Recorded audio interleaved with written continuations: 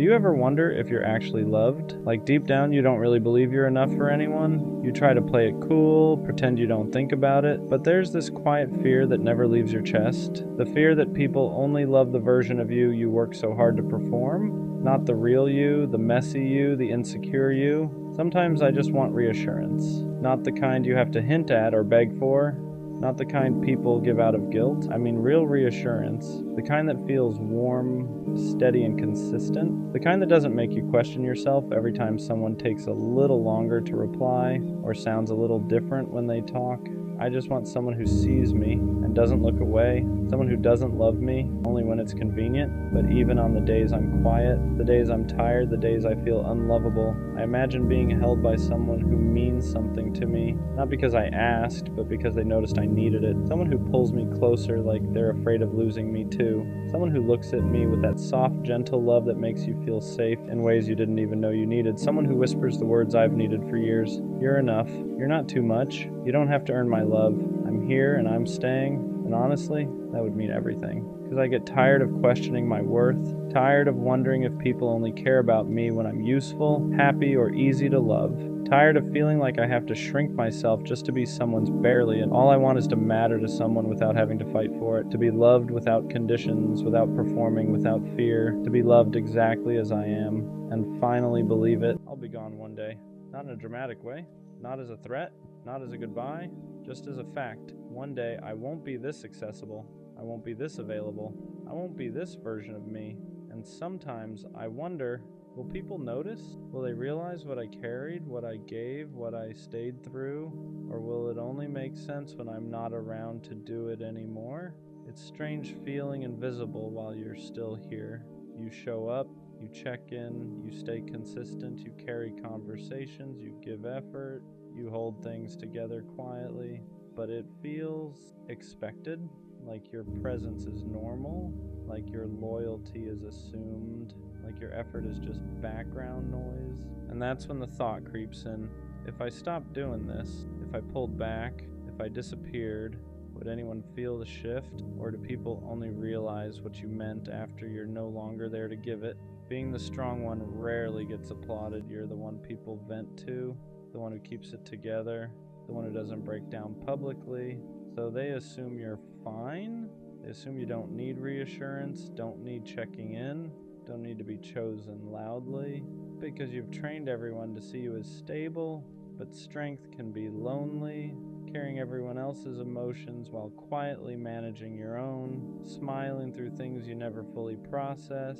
And sometimes you think, if I ever stopped being the strong one, would anyone know how to hold me? Or would they only realize what I was carrying after I put it down? There's a quiet exhaustion that comes with always being dependable. You don't cancel, you don't disappear, you don't make people question where they stand with you. You're solid. And because of that, people get comfortable. They assume you'll always answer, always show up, always understand. But no one asks how much it costs you.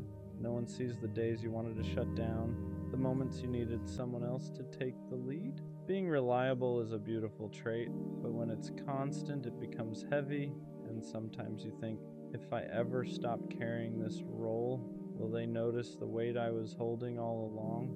What happens when the dependable one finally pulls back? At first, nothing. People assume you're just busy, just tired, just having an off day, but when the consistency shifts, when the long paragraphs turn short, when the constant availability fades, that's when they feel it. The silence hits different when it's coming from the one who never used to go quiet. And suddenly they notice what you used to do, the way you checked in first, the way you kept things from falling apart, the way you made everything feel steady.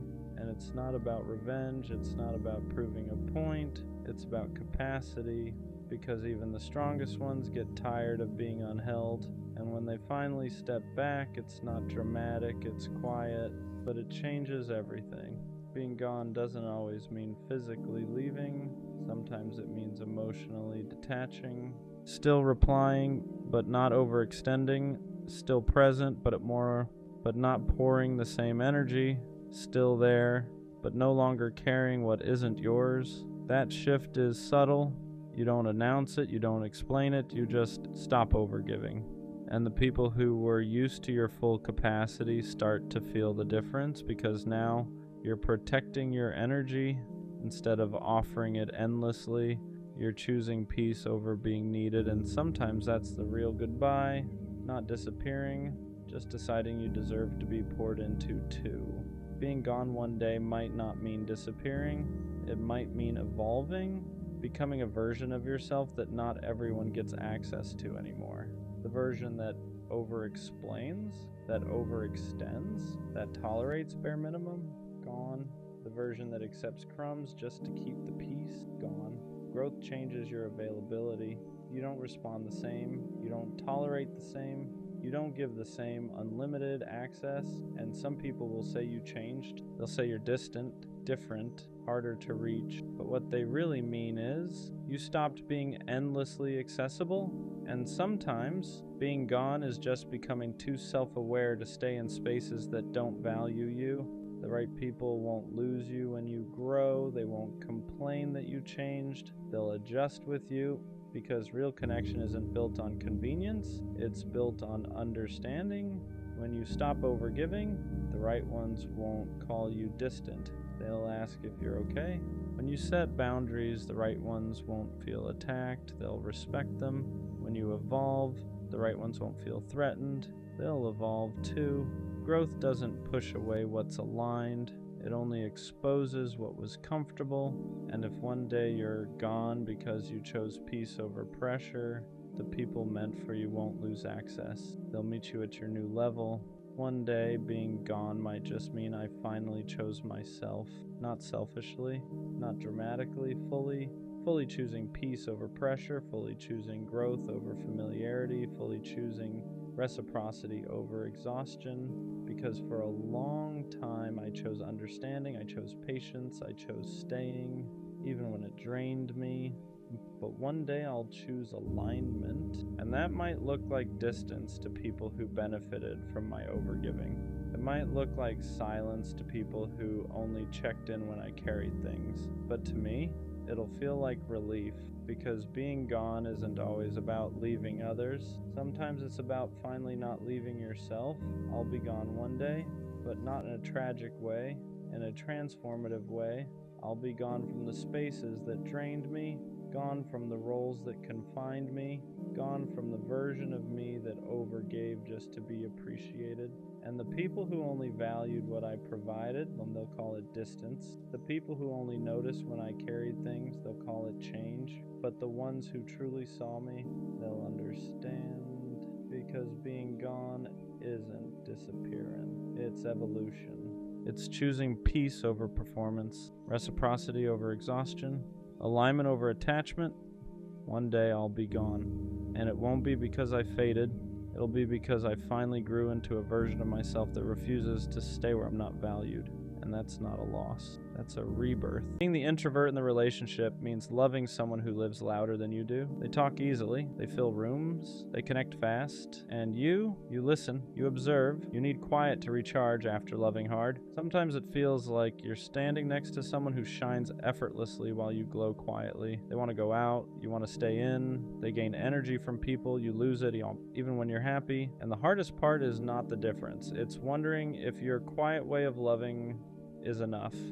Because you don't always say everything, you don't always show excitement loudly, but when you choose someone, you choose them deeply. Being the introvert doesn't mean you love less. It means you love in a way that's calm, steady, and intentional. And sometimes that gets misunderstood. Being with an extrovert means watching them move through the world with ease. They make friends everywhere, they're invited everywhere, people are drawn to them naturally. And sometimes, standing next to that, you wonder where you fit, not because they make you feel small, but because you don't take up space the same way. They thrive in crowds. You count the minutes until you can recharge. They talk things out loud. You process everything internally first, and there are moments where where you feel guilty for needing quiet after a long day of loving them. You worry that asking for space sounds like distance, that needing alone time sounds like disinterest. But the truth is, your silence isn't absence. It's how you stay present without burning out. Loving loudly isn't the only way to love deeply, and being quieter doesn't mean you're less committed. It just means your love lives in steadiness, not spotlight. The unspoken fear is that one day you won't be enough,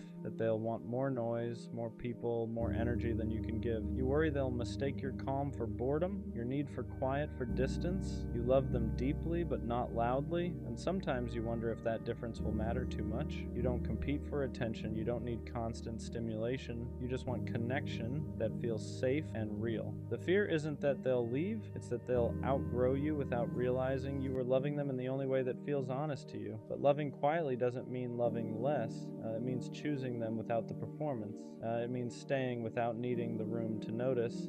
The right partner won't need you to be louder, they'll need you to be you. Introverts love deeply in ways that aren't always obvious. You remember details, you notice shifts in mood, you feel things before they're said. While they're talking to the room, you're paying attention to them. You're the one who listens after the party ends, the one who creates calm when everything feels loud, the one who offers presence instead of constant stimulation. Your love shows up in consistency, not volume, in choosing the same person again and again, even when it's quiet, even when no one's watching. And often your extroverted partner doesn't realize how much they need that until life gets overwhelming, until they're tired, until the noise fades, until they need someone who knows how to stay still with them. That's when your kind of love becomes the anchor. Not flashy, not loud, just steady. Introverts and extroverts can work beautifully together, but only when both ways of loving are respected. You don't need to become louder to be enough for them, and they don't need to become quieter to be right for you. What matters is understanding that your need for space isn't rejection, that their need for people isn't avoidance. You recharge differently, but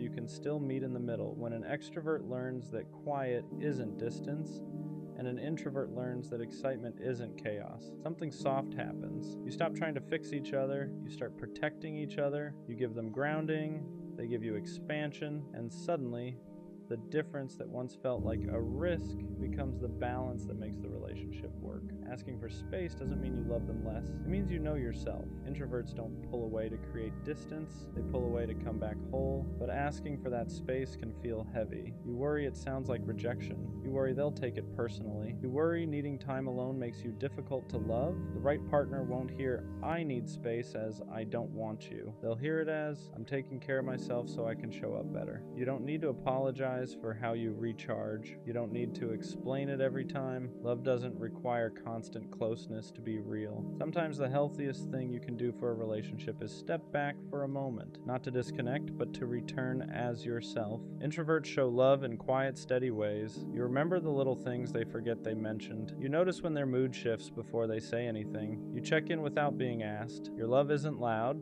It's consistent. It's making space for them after a long day. It's choosing them in calm moments, not just exciting ones. It's staying present when things slow down. Sometimes you wish they could see it more clearly. Not because you need praise, but because your love doesn't always announce itself. But the right partner will feel it. They'll feel it in how safe they are with you, in how calm things get around you, in how you stay, even when nothing exciting is happening.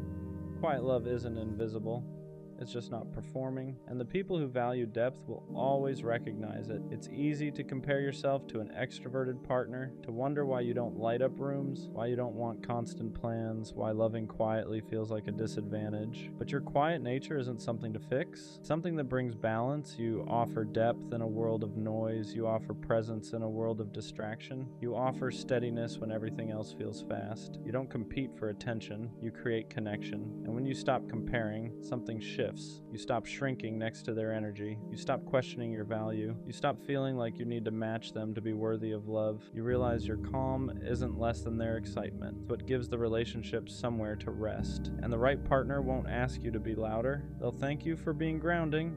One of the quiet fears is being replaced by louder energy, by someone more outgoing, more exciting, more effortless in social spaces. You worry that your calm won't be enough forever.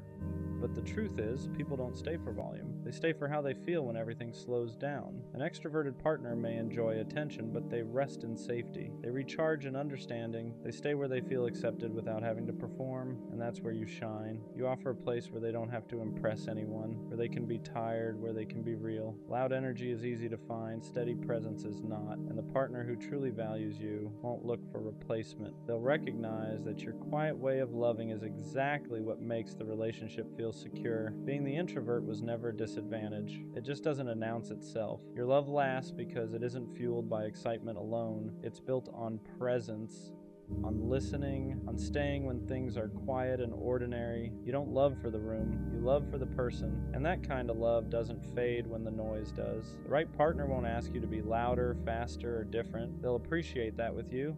Love feels steady instead of overwhelming, safe instead of performative. So if you've ever felt like your quiet nature made you harder to love, it didn't. It made you the place someone can finally rest. And that's not less, that's rare. Loving quietly doesn't mean loving halfway. It means you choose depth over display. You don't need to be the loudest voice in the room to be the most meaningful presence in someone's life. The right partner won't measure love by energy levels. They'll feel it in consistency, in safety, in how calm it feels to be with you. And one day you'll realize something simple. Your quiet wasn't something they had to tolerate. It was the reason they felt at home. I don't care how corny it sounds, I'll never stop being a lover boy. Not until I get the kind of love I've always imagined. The kind where there is no one else, no distractions, no half interest, just one person in a world that feels smaller because of it. I want that kind of love where it doesn't wander, where nobody else even registers, where loving them feels natural, not forced. The kind of love that feels cinematic without trying. Just two people driving nowhere, standing in open fields, traveling for no reason other than wanting to be together. The kind of love you don't just feel in your chest, you feel it in your soul, hot, intense,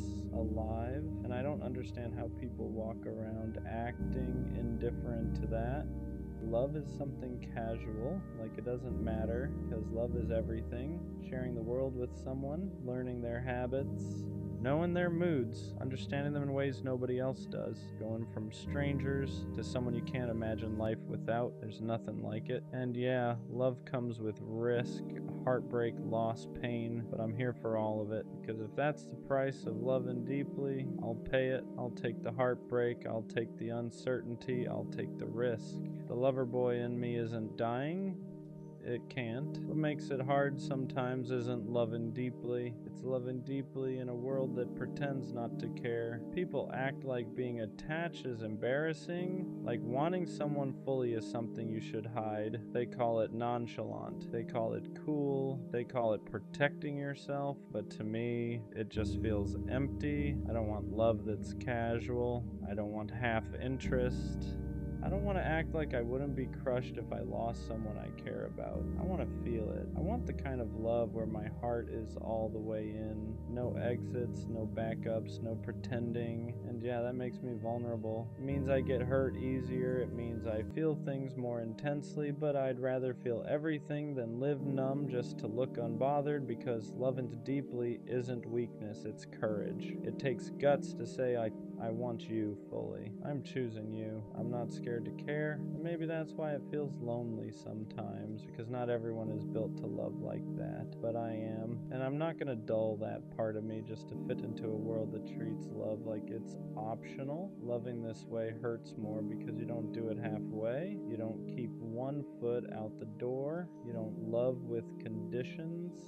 You don't calculate how much to give. When you fall completely. And that means when things don't work out, it hits harder. You don't just lose a person, you lose the future you already imagined, the places you pictured going together, the version of yourself that only existed with them. People say, I don't get your hopes up, protect your care less, but that's never been you. You don't know how to want someone quietly, you don't know how to love without meaning it, and you don't want to learn, because even when it hurts, loving deeply still feels better than pretending you don't care. Yeah, heartbreak changes you. It slows you down, makes you cautious for a while, but it never kills that part of you that believes in something more. And that's the difference. Some people close their hearts after pain.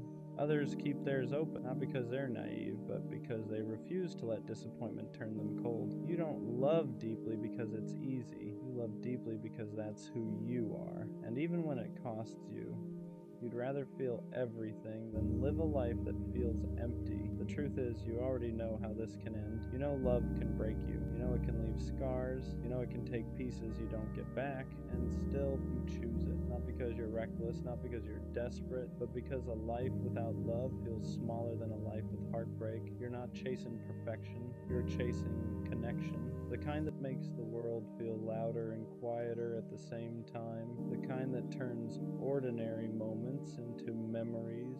The kind that makes you feel seen in ways words can't explain.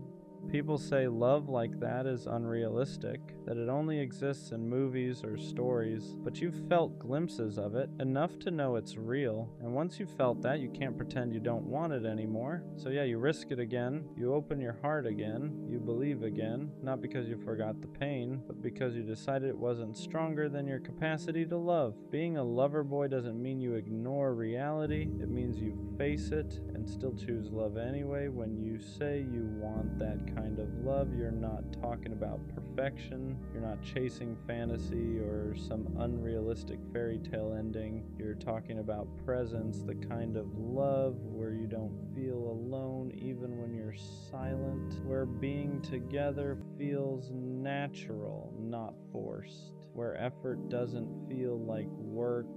Is waking up and knowing there's one person in the world who chooses you without hesitation, not because they have to, but because they want to. It's traveling with no plan and still feeling grounded, standing in open spaces and realizing the world feels fuller just because they're next to you. It's loyalty without fear, commitment without control, love that feels intense but never unsafe. That's the kind of love you want. Not obsession, not possession, connection. The kind where you don't question intentions, you don't wonder where you stand, you don't compete with distractions, you're just there, fully, openly chosen, and wanting that doesn't make you unrealistic, it makes you honest. Because once you know how deeply you can love, you stop settling for anything that asks you to dim that fire. Waiting doesn't scare you, settling does. You've seen what happens when people accept less than what they feel. They grow distant, they grow quiet, they start convincing themselves that good enough is enough, and you don't want that. You don't want a love that feels convenient. You don't want someone who chooses you only when it's easy. You want someone who stays when it's real, when it's messy, when it requires effort. So you wait, not because you think you're better than anyone, but because you know yourself. You know how deeply you love, you know how much you give, and you know what happens when that kind of heart ends up in the wrong hands. You'd rather be alone than feel lonely next to someone who doesn't meet you where you stand. And yeah, some days it gets heavy, watching people pair off, watching others settle into relationships that look fine on the surface, but deep down, you're not jealous. You're patient, because you're not searching for company, you're waiting for alignment, for someone who doesn't flinch at your intensity, who doesn't joke about your softness, who doesn't treat your loyalty like it's replaceable. You're waiting for someone who wants the same kind of love you do, all in, no exits, and until that shows up, you're not lowering your standards, you're protecting your heart. If it ever happens, when someone finally matches your energy, you'll feel the difference immediately. Not fireworks, not chaos, not anxiety disguised as excitement, clarity. You won't question where you stand. You won't wonder if you're asking for too much. You won't feel like you're loving harder than you're being loved. It'll feel mutual in a way you're not used to. They won't flinch at your intensity. They won't joke about you caring too much.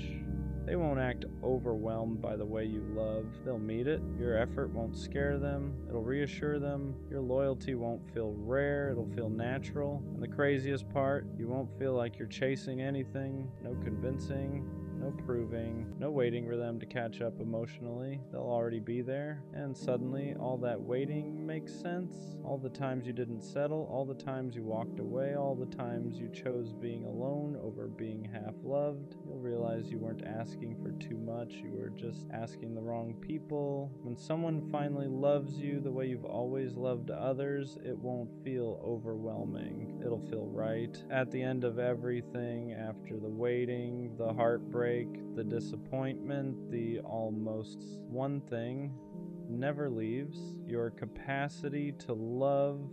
You don't lose it, even when people try to convince you that you should, even when the world rewards detachment, even when acting unbothered looks easier, even when caring deeply costs you more than you expected, because loving fully was never a phase for you. It's part of who you are. You were built to feel things deeply, to choose one person and mean it, to love in a way that's intentional, loyal, and complete. And yeah, that makes you vulnerable, but it also makes you real. The lover boy in you survives every heartbreak, not because you forget the pain, but because you decide it's not stronger than your heart. You don't regret loving, you don't regret believing, you don't regret wanting something rare, because one day someone will meet you in that same place.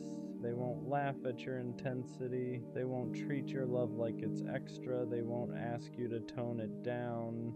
They'll recognize it, and when that happens, everything you held on to will make sense. So no, the lover boy in you doesn't die, he just waits. And when the right love finally arrives, he'll be ready. You're the least liked friend, and deep down you feel it. You're in the group, but somehow you're never really in it. You're always the one left out of plans, left out of conversations, left out of the moments everyone else seems to get invited to.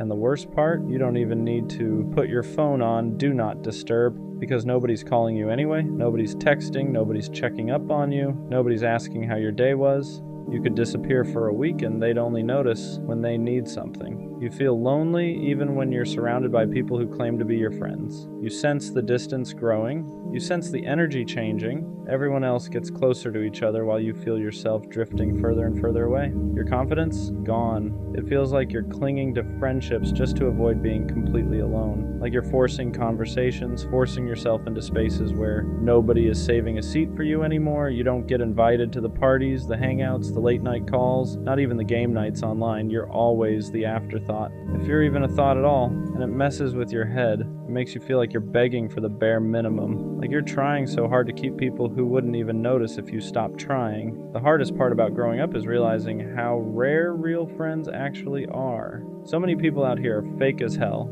Some people will act like they love you, like they're for you, they while secretly resenting you, competing with you, or only tolerating you because you're convenient. Friendships fade, people grow apart, grow different, grow distant. Not everything is meant to last forever, and that's okay. What's not okay is staying somewhere you feel invisible, staying somewhere you feel like you have to scream just to be heard. If people pull away, let them. If they stop making space for you, create your own. Because holding on to people who don't value you only makes you lose yourself in the process. You will find your people, your real circle, the ones who make you feel seen without trying, the ones who notice the silence in your voice, the ones who actually want you around. But before that, you've got to love yourself first. You have to be okay with your own company, so you never settle for people who treat you like you're replaceable, because no one deserves to feel like the forgotten friend. No one deserves to feel like a burden in the spaces that are supposed to feel safe. Step back from the people who keep reminding you that you don't matter to them. Let them go, and trust that the right people, the real ones, will find their way to you. In due time, you'll finally find your crowd, the one you never have to fight to be part of. Sometimes I don't question whether I love people. I know I do. I love intentionally, I love in details, I love in the quiet ways that don't always get noticed. I remember the small things you said 3 months ago. I notice when your voice sounds slightly different. I pay attention to your moods without you having to explain them. If you're overwhelmed, I adjust. If you're distant, I check in. If you're hurting, I feel it too. So when I sit alone and that thought creeps in, am I actually loved the same way? It doesn't come from insecurity. It comes from imbalance, because loving someone isn't hard for me, but feeling consistently loved back, that's where it gets complicated. There's a difference between being wanted and being valued, between being chosen and being considered. between someone enjoying your presence and someone protecting your heart, and sometimes I can't tell which one I am. Am I loved, or am I just convenient? Am I loved, or am I just consistent? Am I loved, or am I just the safe option, the stable one, the reliable one, the one who won't leave easily? Because people say I love you all the time, but love isn't proven in the words, it's proven in patterns. Do you show up the same way on random days, not just when you're lonely? Do you care about my emotions when they're inconvenient? Do you notice when I go quiet, or do you only feel my absence when I stop giving? That's the part nobody talks about. You can be in a relationship, you can be talking every day, you can be physically close and still feel emotionally unsure, still feel like you're giving more than you're receiving, still feel like if you stop trying so hard, everything would fall apart. And if that's true, is that love? Or is that maintenance? I don't need constant reassurance. I don't need over-the-top affection. I don't need dramatic gestures. But I need to feel secure. I need to feel like I matter when I'm not performing strength. I need to feel like I'm loved even on the days I'm quiet, tired, distant, not at my best. Because real love doesn't just enjoy you when you're easy. It stays steady when you're human.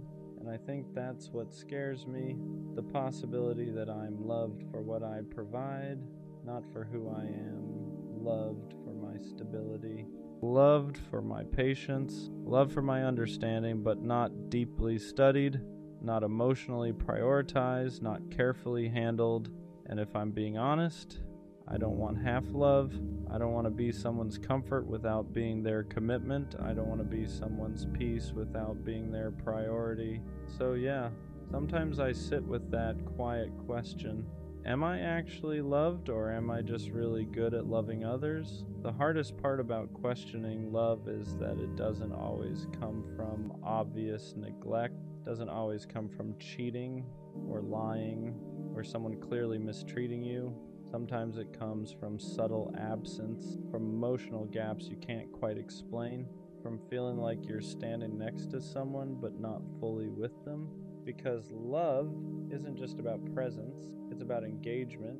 It's about whether someone studies you the way you study them. I ask myself things like, if I stopped initiating, how long would it take for them to notice? If I didn't send the good morning text, would they send one first? If I went quiet for a few days, would they check in because they care or because they're bored?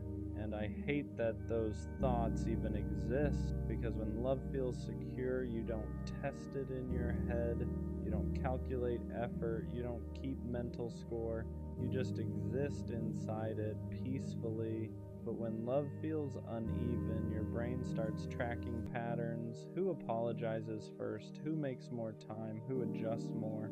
And that's when the doubt begins. Not loud doubt, quiet doubt. The kind that sits in your chest at night. The kind that makes you reread conversations. The kind that makes you wonder if you're asking for too much or just asking the wrong person. I don't want dramatic love. I don't want obsession. I don't want someone who can't function without me. I want someone who chooses me consciously, daily, not because I'm easy, not because I'm stable, not because I don't cause problems, but because they genuinely value me, because they care about my internal world, because they don't want to risk losing me through laziness or emotional distance. That's the difference. You can love someone and still be careless. You can love someone and still take them for granted. You can love someone and still assume they'll never leave. But being loved properly, that feels intentional. It feels protected. It feels like someone is actively maintaining the connection, not just enjoying it. And sometimes I wonder, if I pulled my energy back to neutral, if I stopped overcompensating, if I loved at the same level I was receiving, would it still feel strong? Or would everything start crumbling? Because if my effort is what's holding us up, that's not love, that's imbalance disguised as loyalty.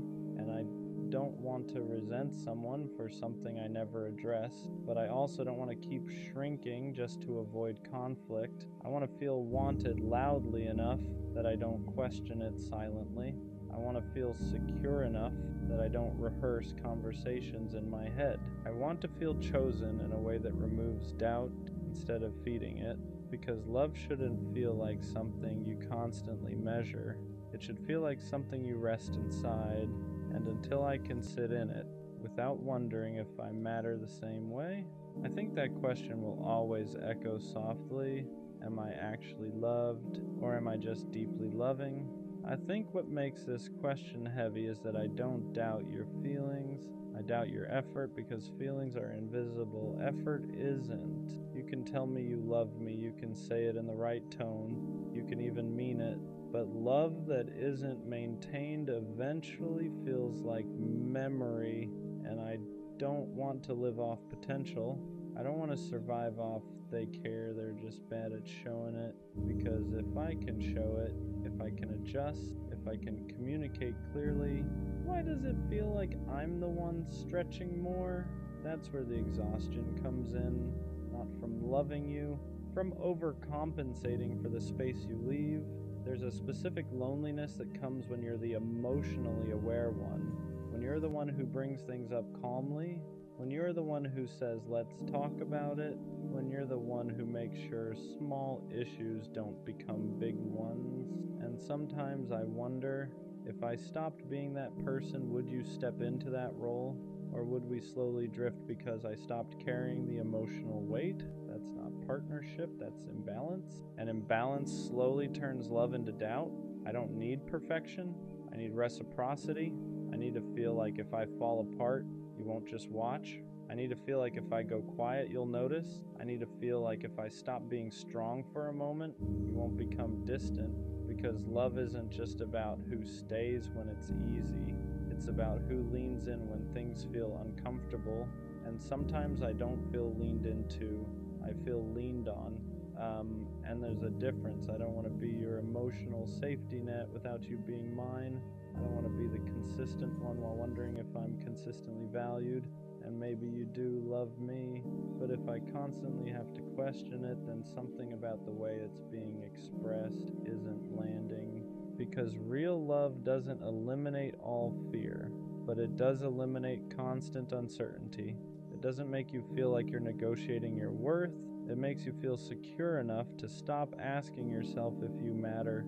And until I can sit in this without quietly measuring effort, without wondering if I'm too much, without shrinking my needs to maintain peace, that question will stay in the back of my mind.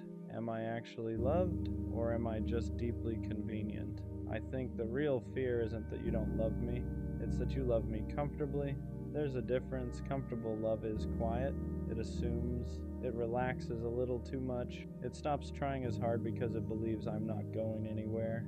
And maybe I won't, but that doesn't mean I don't notice the shift. In the beginning, effort feels automatic. You call just to hear my voice. You ask questions and actually wait for the answers. You care about how my day went, not just what happened. But once things feel stable, do you still pursue me? Do you still choose me loudly? Do you still protect the connection like it could be lost? Or do you just exist in it? Because love that stops being intentional slowly starts feeling optional.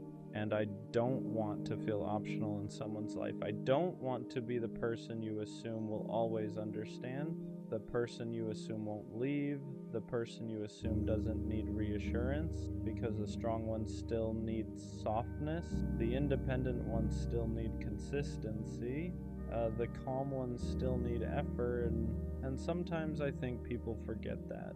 They mistake my patience for infinite tolerance. They mistake my understanding for emotional immunity. They mistake my loyalty for permanence. But even loyal people get tired. Even understanding people feel hurt. Even calm people question things when the effort changes. I don't want to be loved lazily. I don't want to be loved based on convenience. I want to be loved actively. I want someone who doesn't just assume I know they care, but make sure I feel it. Someone who doesn't just stay, but stays with intention. Because here's the truth, if I ever stopped trying the way I do now, would you fight for this the same way? If I ever pulled my energy back to neutral, would you step up or would you get distant? That question alone tells me a lot. Love shouldn't feel like something I'm maintaining by myself. It shouldn't feel like if I relax for a second, everything will slowly fade. It should feel mutual. balanced, protected from both sides. And until I feel that consistently, not just in moments, not just after conflict, not just when I express doubt, that quiet thought will linger. Am I loved deeply or just comfortably? Maybe the hardest part about all of this is that I don't want to accuse you. I don't want to sound ungrateful. I don't want to seem insecure. I don't want to turn something small into something heavy. But silence builds pressure, and pressure turns into quiet resentment, because when I feel like I'm giving more than I'm receiving, I don't explode, I adjust. I overthink, I analyze, I start loving more carefully, and that's when something shifts inside me. I stop being soft in the same way, I stop opening up as freely, I stop expressing needs because I don't want to feel like a burden. And you probably wouldn't even notice at first, because I don't change loudly, I change subtly. And that's the scary part, because once I start protecting myself emotionally, I don't fully come back the same. I don't want to have to guard my heart with someone who says they love me. I don't want to measure my words. I don't want to calculate how much reassurance I can ask for without seeming too much. I want to exist freely. But freedom only comes when love feels secure, not intense, not obsessive, secure. The kind of secure where I don't have to question your effort after a disagreement.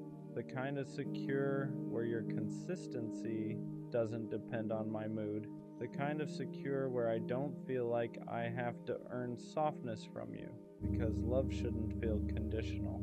It shouldn't spike when I'm easy to love and dip when I need extra understanding. And sometimes I ask myself something deeper. If I disappeared tomorrow, would you miss me because you love me? Or because you lost something that benefited you? Would you miss my heart? Or just my stability? Would you miss the way I cared, or just the fact that I cared consistently?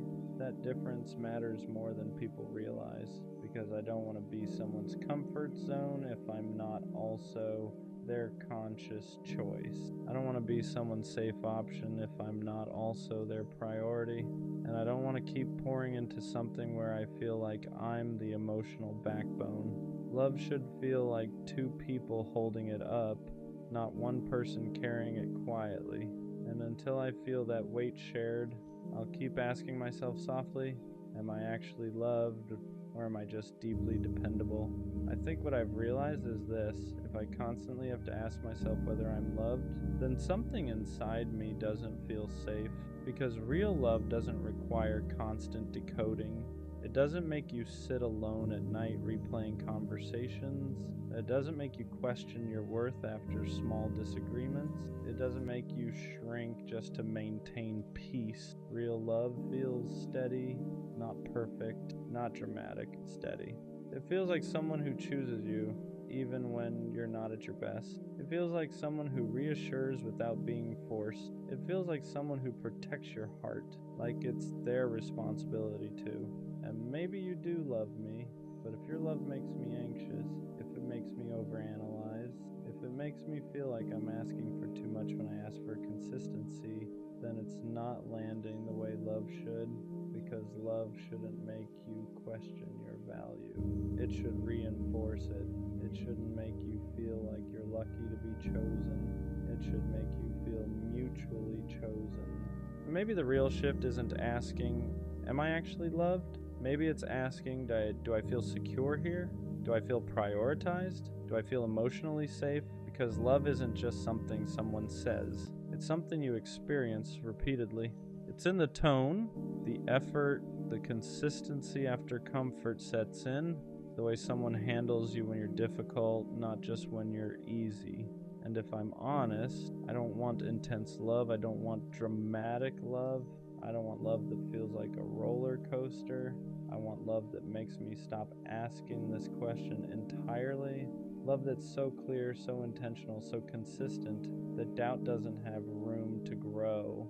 Because if I'm constantly wondering whether I'm loved, then maybe I'm not asking for too much. Maybe I just haven't experienced love that makes the answer obvious. And when I do, I won't have to ask. I'll know. I don't think I've ever been someone's first choice. Not immediately, not without hesitation. I've been liked, wanted, texted every day. But when it came down to it, there was always a pause. Let me think. I'm not sure what I want. The timing isn't right. And you start noticing a pattern. You're good enough to keep around, good enough to talk to, good enough to feel close to, but not good enough to be picked without doubt. And that does something to you, because you don't want to compete. You don't want to prove yourself. You don't want to convince someone to see what's already there. You just want one person who doesn't hesitate, one person who doesn't compare you, doesn't explore other options, doesn't need to figure it out, just chooses you. And when that hasn't happened yet, the question creeps in quietly. Is there something about me that makes people unsure? When you're never the first choice, you start overperforming. You become extra understanding, extra patient, extra available. You respond faster. You give more reassurance. You try to be easier to love. Because maybe if you're perfect enough, they won't hesitate. Maybe if you don't complain, don't ask for too much, don't pressure them, they'll finally pick you confidently. So you adjust, you downplay your needs, you accept the bare minimum, you tell yourself you're just being mature, but really, you're trying to secure a spot, you're trying to prove that you're worth choosing.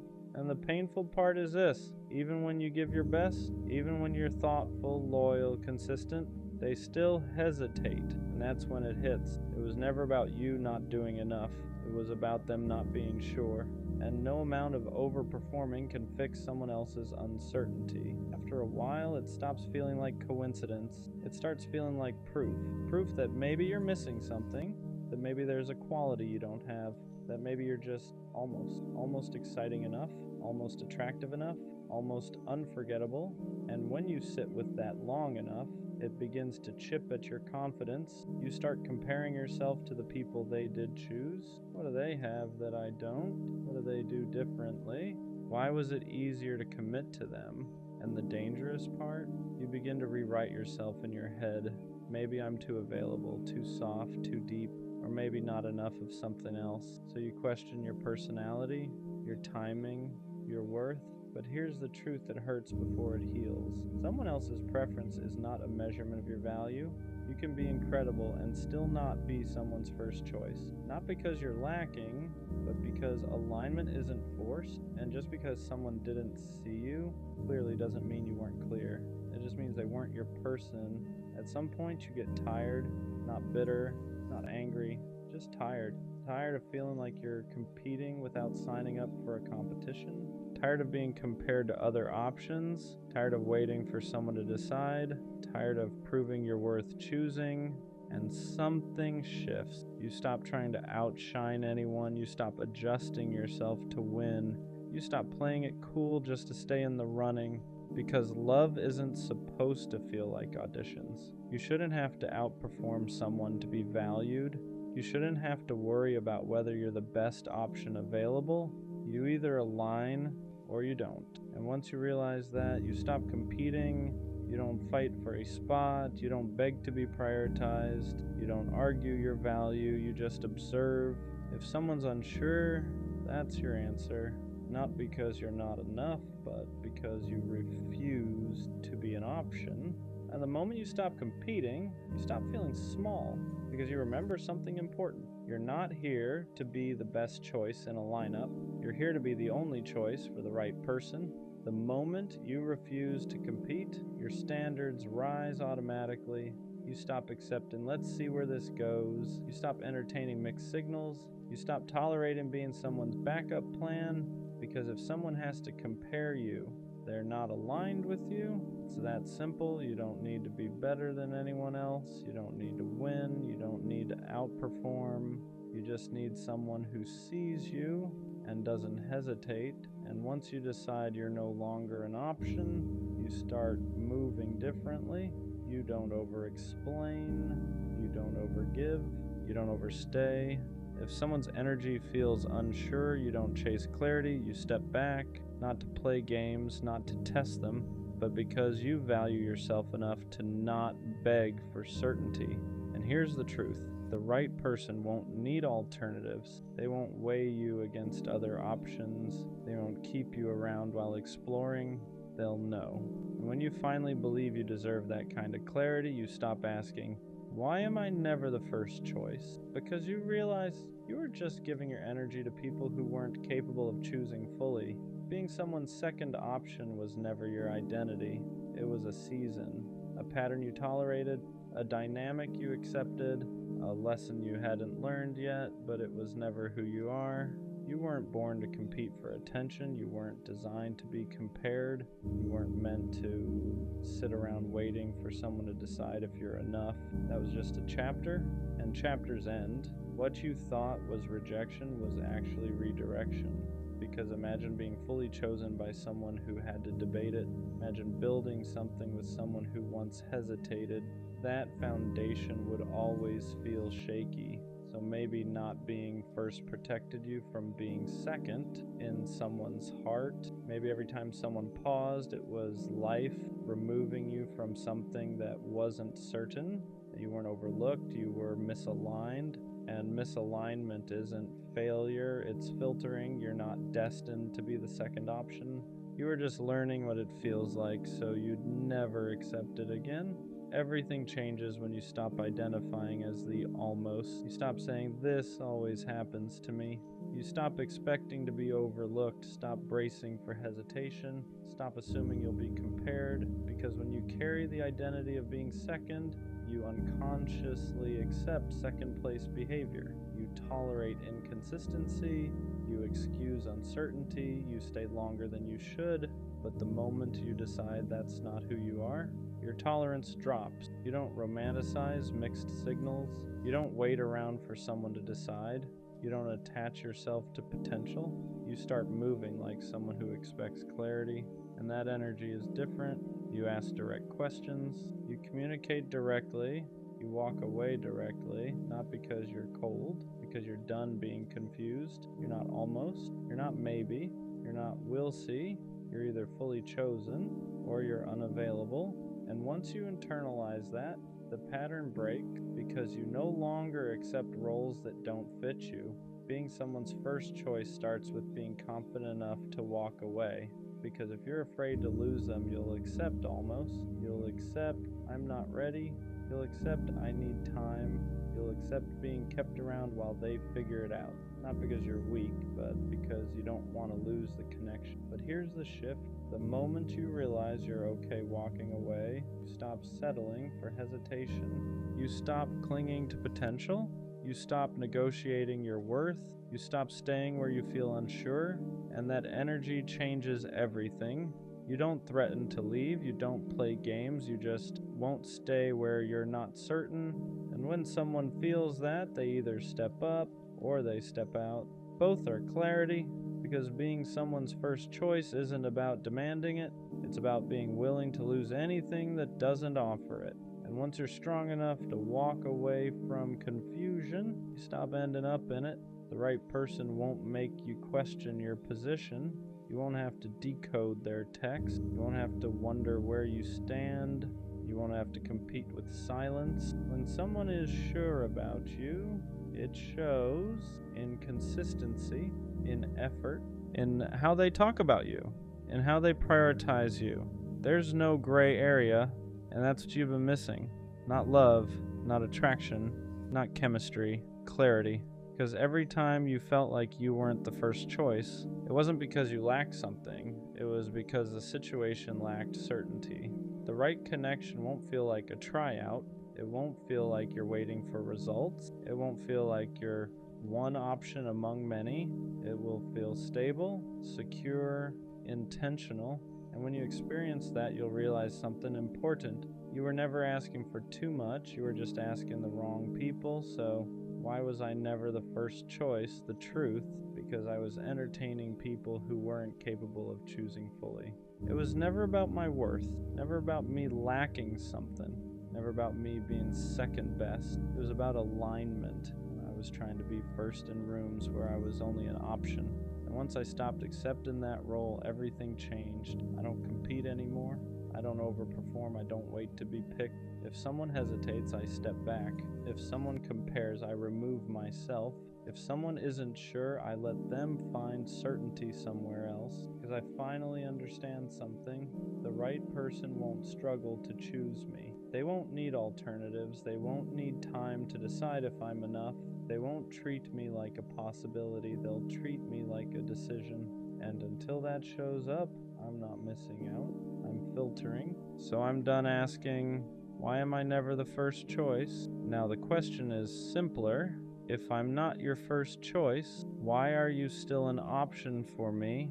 And that's the shift. Let's switch places for a second. You wait, and I never show up. No explanation, no closure, just distance that keeps growing. At first, you tell yourself it's nothing. They're busy. Life happens. You don't want to seem dramatic, so you wait a little longer. Then a little longer than that, you start checking your phone without realizing it. Every vibration feels like it might be me. Every hour that passes feels heavier than the last, and somehow you convince yourself that hoping hurts less than letting go. You replay old conversations just to remind yourself it was real. You reread messages that once made you feel chosen, even though now they feel empty, like echoes of something that died quietly. You wonder if you said something wrong, if you asked for too much, if being patient somehow turned into being disposable. That's the part no one talks about. The waiting doesn't just hurt, it changes you. It makes you doubt your worth. It teaches you to accept less than you deserve, because at least less feels better than nothing. I waited for you like it was part of my routine, morning, night, every space in between, waiting for your name to light up my screen, waiting for proof that I still mattered to you, waiting for effort you never planned to give, and the hardest truth, deep down, I think you already knew you weren't coming back. You just let me keep waiting anyway. So if we switch roles, maybe then you'd understand the real heartbreak isn't being left, it's being the one who stayed, holding space for someone who had already decided to walk away, because loving someone who disappears teaches you a pain no apology can undo, and hoping for someone who's already gone slowly teaches you how to break your own heart. I don't think love works anymore.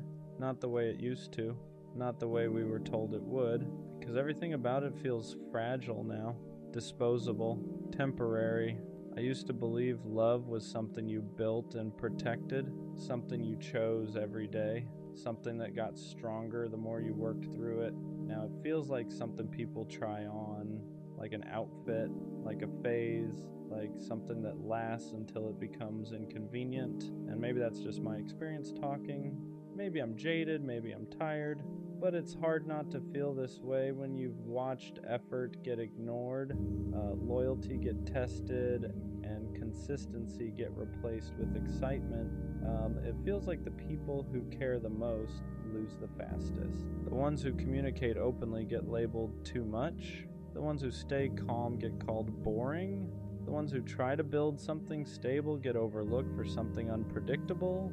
And I don't understand when stability became unattractive. When did peace start feeling dull? When did consistency start feeling optional? When did love turn into a competition of who cares less? Because that's what it feels like now. Who replies slower? Who shows less emotion? Who keeps more options open? Who can detach quicker? It feels like the winner in modern love is the one who invests the least, and that doesn't make sense to me, because love was never supposed to be strategic, it was supposed to be mutual, it was supposed to feel safe, it was supposed to feel intentional, but now it feels like leverage, it feels like power dynamics, it feels like emotional poker, and I'm tired of pretending that doesn't affect me. I don't want to play games. I don't want to pretend I don't care just to protect myself. I don't want to withhold affection just to maintain mystery. But every time I show up genuinely, it feels like I lose. And after enough losses, you start questioning the system, not yourself, the system. Because if doing things the right way keeps ending the wrong way, you start wondering if the rules changed, and maybe they did. Social media makes everyone feel replaceable. Dating apps make options endless. Attention is constant. Validation is everywhere, so commitment feels outdated. Why work through something uncomfortable when you can scroll into something new? Why communicate through confusion when you can ghost and reset? Why fix when you can replace? And I hate that mindset, but I see it everywhere. And after a while, it makes you wonder if love is even designed to last in this environment, if loyalty is rare, if depth is rare, if patience is rare. And when something is rare, it's harder to find. And when it's harder to find, you start feeling like maybe it doesn't work anymore. Not because love isn't real, but because people aren't built to sustain it. And that's the scariest thought, because I don't want to become cold. I don't want to stop believing, but I'm tired of investing in something that feels unstable. I'm tired of building just to watch it collapse. I'm tired of thinking something is solid just to realize it was temporary. And maybe love still works. Maybe it's just harder to find. Maybe it requires more maturity than most people are willing to bring. But right now, it feels broken. Not love itself, but the way we handle it. And I don't know if that's pessimism talking or experience. I think what makes me say, I don't think love works anymore isn't bitterness, it's exhaustion. Because every time I try to approach it the right way, intentional, honest, consistent, it feels like I'm bringing depth into a space that rewards detachment. And after a while, you start feeling like you're built wrong for this era. Like maybe you care too much. Like maybe you expect too much. Like maybe you still believe in something that everyone else quietly downgraded. It feels like effort used to mean something. Now effort feels risky, because the more you give, the more exposed you are. And exposure in modern dating feels dangerous. The one who opens up first is vulnerable. The one who commits first is replaceable. The one who expresses feelings first is too invested. So people hold back, they ration affection, they ration honesty, they ration effort, and when both people are rationing, nothing fully forms. It becomes this half-built connection where nobody is fully in, just partially attached and partially guarded. And that's where love starts to feel like it doesn't work, because love requires surrender, not recklessness, not obsession, but surrender. You have to be willing to be seen, willing to risk loss, willing to invest without guaranteed return. And nobody wants to do that anymore. Everyone wants certainty before commitment, proof before vulnerability, security before effort. But that's not how love works. Love is built in uncertainty, it's built in risk, it's built in choosing someone without knowing the full outcome. And we live in a time where uncertainty feels intolerable. We want options, we want backups, we want insurance. So instead of building depth with one person, we keep one foot out the door just in case. And you can't build something real with one foot already outside. That's why it feels broken. Not because love itself stopped working, but because we approach it defensively now. And I get it. People have been hurt, people have been betrayed, people have been replaced, so they protect themselves. But protection can slowly turn into detachment, and detachment kills depth. You can't love deeply if you're constantly calculating exits. You can't bond securely if you're scanning for upgrades. You can't build trust if you're always half preparing for collapse. And I'm tired of feeling like I have to adapt to that. I don't want to love strategically. I don't want to care less just to stay safe. I don't want to pretend I don't feel strongly just to avoid looking invested. But when you keep getting hurt for showing up fully, you start wondering if maybe the world rewards the opposite. And that's where the doubt creeps in. Maybe love doesn't work anymore because too many people are operating from fear instead of intention. Too many people want the feeling of love without the responsibility of it. They want butterflies but not boundaries, excitement but not effort, chemistry but not consistency, and chemistry fades without consistency. Excitement fades without stability. Butterflies disappear when there's no structure holding them, so relationships collapse, and instead of reflecting, people reset, and the cycle continues. And when you've seen that cycle enough times, it's hard not to feel like something fundamental shifted. Like the culture around love changed. Like commitment feels heavier now. Like loyalty feels optional. Like patience feels outdated. And maybe I'm wrong. Maybe there are still people who believe in depth. Maybe there are still people who value stability. Maybe there are still people who don't treat connection like it's disposable. But when your personal experiences keep showing the opposite, it's hard to stay optimistic. It's hard to believe love works when everything around it feels temporary. And I don't want to lose faith, but I also don't want to keep pretending it's easy, because it's not anymore. And maybe love still works, but maybe it only works when two people are equally ready to stop playing defense, and that combination feels rare, not impossible, just rare. And rare takes patience, and patience feels hard when you've already invested so much of it before. So yeah, right now it feels broken. But maybe what's broken isn't love. Maybe it's how we've learned to approach it, and that might be fixable, but only if both people are willing to actually build instead of constantly preparing to leave. Maybe the real reason I don't think love works anymore is because it feels like timing is always off. You meet someone who seems aligned, you connect, you talk for hours, you feel understood, and then something small shifts. Not dramatic, not explosive, just subtle. They pull back slightly, energy changes, consistency drops, and instead of addressing it directly, things fade. That's what modern love feels like. Not endings, fading. No real closure, no real confrontation, just gradual detachment, and it leaves you questioning everything. Did I imagine the connection? Did I misread the depth? Did they ever feel it the way I did? Because when something ends without clarity, your mind fills in the blanks, and most of the time the blanks aren't kind. You start blaming yourself. Maybe I was too much, maybe I wasn't enough, maybe I moved too fast, maybe I didn't move fast enough. And that mental spiral gets exhausting.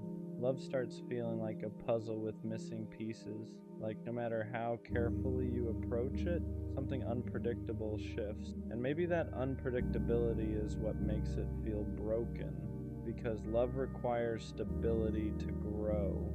You can't build something meaningful on inconsistent ground. You can't plant something deep in unstable soil. And right now, everything feels unstable. People are distracted. Attention spans are shorter. Validation is constant. It's hard to compete with instant dopamine, because love isn't instant dopamine. It's slow burn. It's repetition. It's routine. It's choosing someone again and again, even when the excitement settles. And we live in a culture that constantly chases the next high.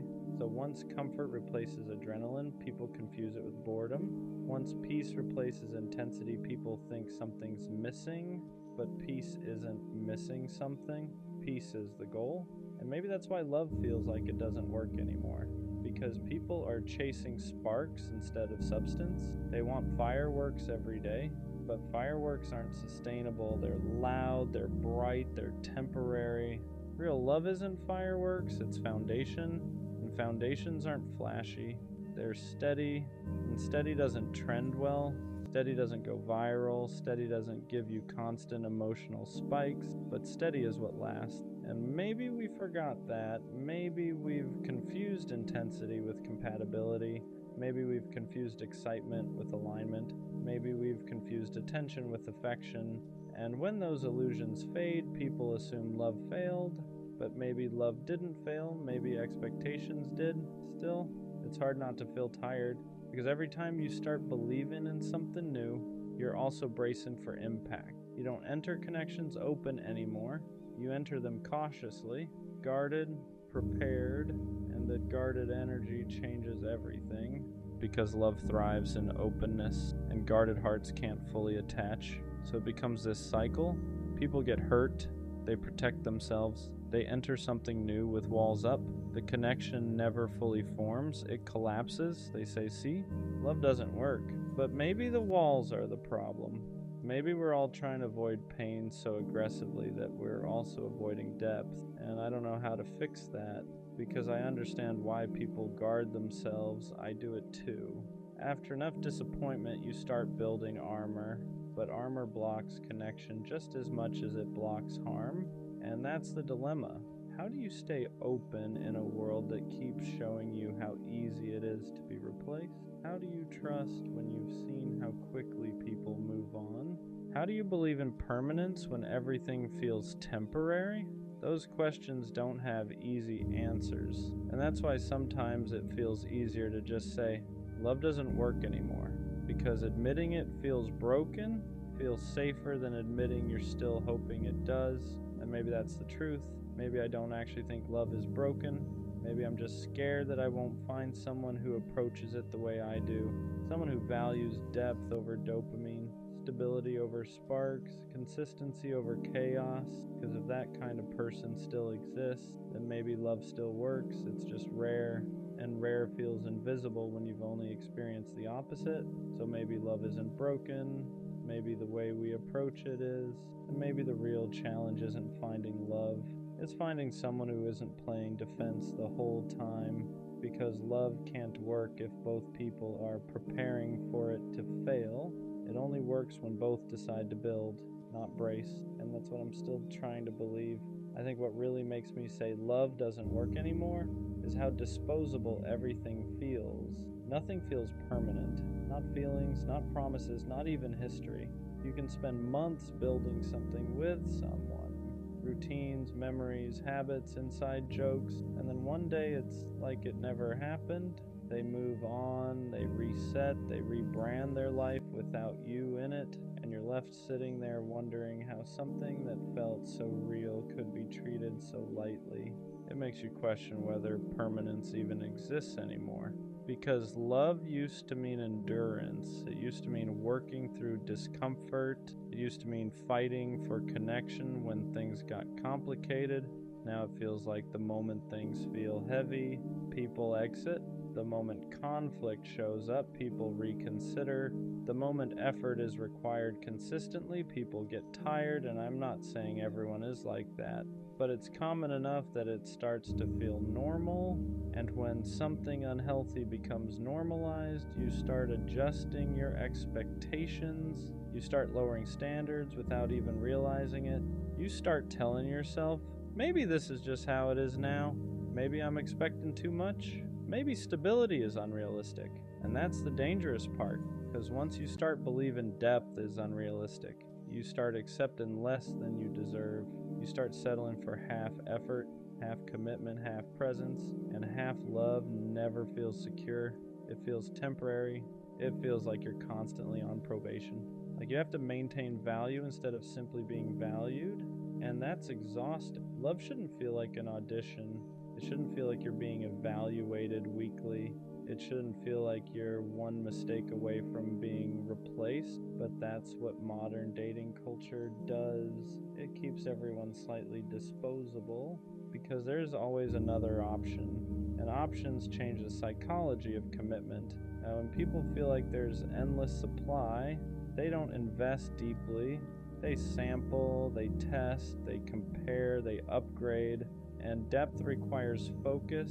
You can't build something meaningful if you're constantly scanning the horizon. And I'm tired of feeling like depth is rare, like loyalty is rare, like emotional maturity is rare. Because if those things are rare, then sustainable love becomes rare too. And when something becomes rare, it starts feeling mythical, like a concept instead of a reality. And I don't want love to feel mythical. I want it to feel grounded, attainable, real. But it's hard to believe in that when everything around you looks temporary. It's hard to stay optimistic when you've watched people replace long-term connections in weeks, when you've seen loyalty get overlooked for excitement, when you've seen communication get labeled as too intense. It makes you question if the qualities you value are even appreciated anymore. And I refuse to become colder just to survive in this environment, but sometimes I understand why people do. Because caring fully feels risky, showing up fully feels vulnerable, and vulnerability feels unsafe when you've seen how quickly people pivot. So instead of opening fully, people guard. Instead of committing deeply, people hesitate. Instead of building, people browse. And browsing never creates attachment, it creates distraction. So maybe love doesn't feel like it works anymore, because too many people are browsing instead of building. Too many people are entertaining instead of committing. Too many people are protecting themselves instead of participating fully. And when both people are slightly guarded, slightly detached, slightly prepared to leave, the connection never roots deeply, it stays surface level. And surface level love doesn't survive pressure. It collapses the moment something real tests it, and that collapse reinforces the belief. See, love doesn't work, but maybe love isn't failing, maybe it's just not being handled properly, maybe it requires two people who are equally tired of games, equally tired of ego, equally ready to stop scanning and start building, and that combination is rare, not impossible, just rare. And when something is rare, it takes time to find. But when you've already waited, already invested, already tried, it's hard not to feel discouraged. It's hard not to say, maybe this just doesn't work anymore. Because hope feels heavy when you've carried it through disappointment repeatedly. Still, there's a small part of me that refuses to fully give up, not because I haven't been hurt, but because I know what depth feels like, and I know I'm capable of giving it. So maybe love doesn't feel broken, maybe it just feels misaligned, maybe I haven't met someone operating at the same level yet, and maybe love only doesn't work when one person is building and the other is browsing. And next time I won't settle for someone who's just browsing, because I'm done treating love like something experimental. I want something intentional, and if that's rare, then I'll wait, but I won't pretend that what's common right now feels functional, because it doesn't, and that's why sometimes it feels broken. Another reason I feel like love doesn't work anymore is because nobody seems patient enough for it. Real love is repetitive. It's waking up and choosing the same person on regular days, not just exciting ones. It's having conversations that aren't aesthetic. It's working through misunderstandings. It's sitting in awkward silence sometimes. It's resolving conflict instead of avoiding it. And patience feels rare now. The moment something feels complicated, people start questioning compatibility instead of questioning their communication. The moment effort feels required, people start asking if there's someone easier. The moment discomfort shows up, people confuse it with wrong person. But discomfort isn't always misalignment. Sometimes it's growth, sometimes it's two different perspectives trying to learn each other. And learning takes time, but time feels expensive in a world where attention is cheap. It's easier to restart with someone new than it is to repair with someone familiar. It's easier to chase a fresh high than maintain steady connection. It's easier to scroll than sit, and when everything around you reinforces immediacy, patience feels outdated. But love has never been immediate. It starts fast sometimes, and sure, but it sustains slowly, and sustainability isn't exciting. It's disciplined, it's structured, it's built. And I think a lot of people want the feeling of falling in love, but not the responsibility of staying in love. Falling is automatic, staying is intentional, falling feels magical, staying feels deliberate, and deliberate takes effort, and effort feels optional now. That's what makes it feel broken. Because if two people aren't equally patient, equally committed to working through friction, the relationship never stabilizes. It stays fragile, and fragile things shatter easily. Then everyone says, see, it didn't work, but maybe it didn't work because it was never given time to become strong. You can't plant something and expect it to grow overnight, but people expect emotional security immediately. They expect certainty quickly. They expect perfection early. And when reality shows flaws, they exit instead of adjusting. And after experiencing that enough times, you start questioning whether anyone actually stays long enough to build something durable. It's exhausting to be the only one willing to sit in discomfort and talk it through. It's exhausting to be the only one committed to fixing instead of fleeing. It's exhausting to feel like you're building while the other person is evaluating, and evaluation kills intimacy. Because if someone is constantly assessing whether you're worth it, they're never fully in. They're half invested, half prepared to leave. And love doesn't grow in half investment, it grows in commitment. So maybe love doesn't feel broken, maybe commitment does, maybe patience does, maybe resilience does, because real love requires all three, and without them it collapses under the weight of normal human imperfection. And humans are imperfect, always, which means love will always require forgiveness, always require communication, always require choosing someone even when it's not convenient. And if people aren't willing to do that consistently, then yeah, it starts to feel like love doesn't work anymore because nobody is sustaining it long enough to see it mature. And maturity is where love actually becomes powerful, not in the butterflies, not in the early intensity, but in the stability that comes after. And maybe we're just living in a time that glorifies the beginning but undervalues the maintenance, and maintenance isn't sexy, but it's essential. And I'm not ready to say love is dead, but I am ready to admit that patience feels endangered, and without patience, nothing lasting survives. Maybe love doesn't feel like it works anymore because nobody trusts it. Not fully, not without hesitation.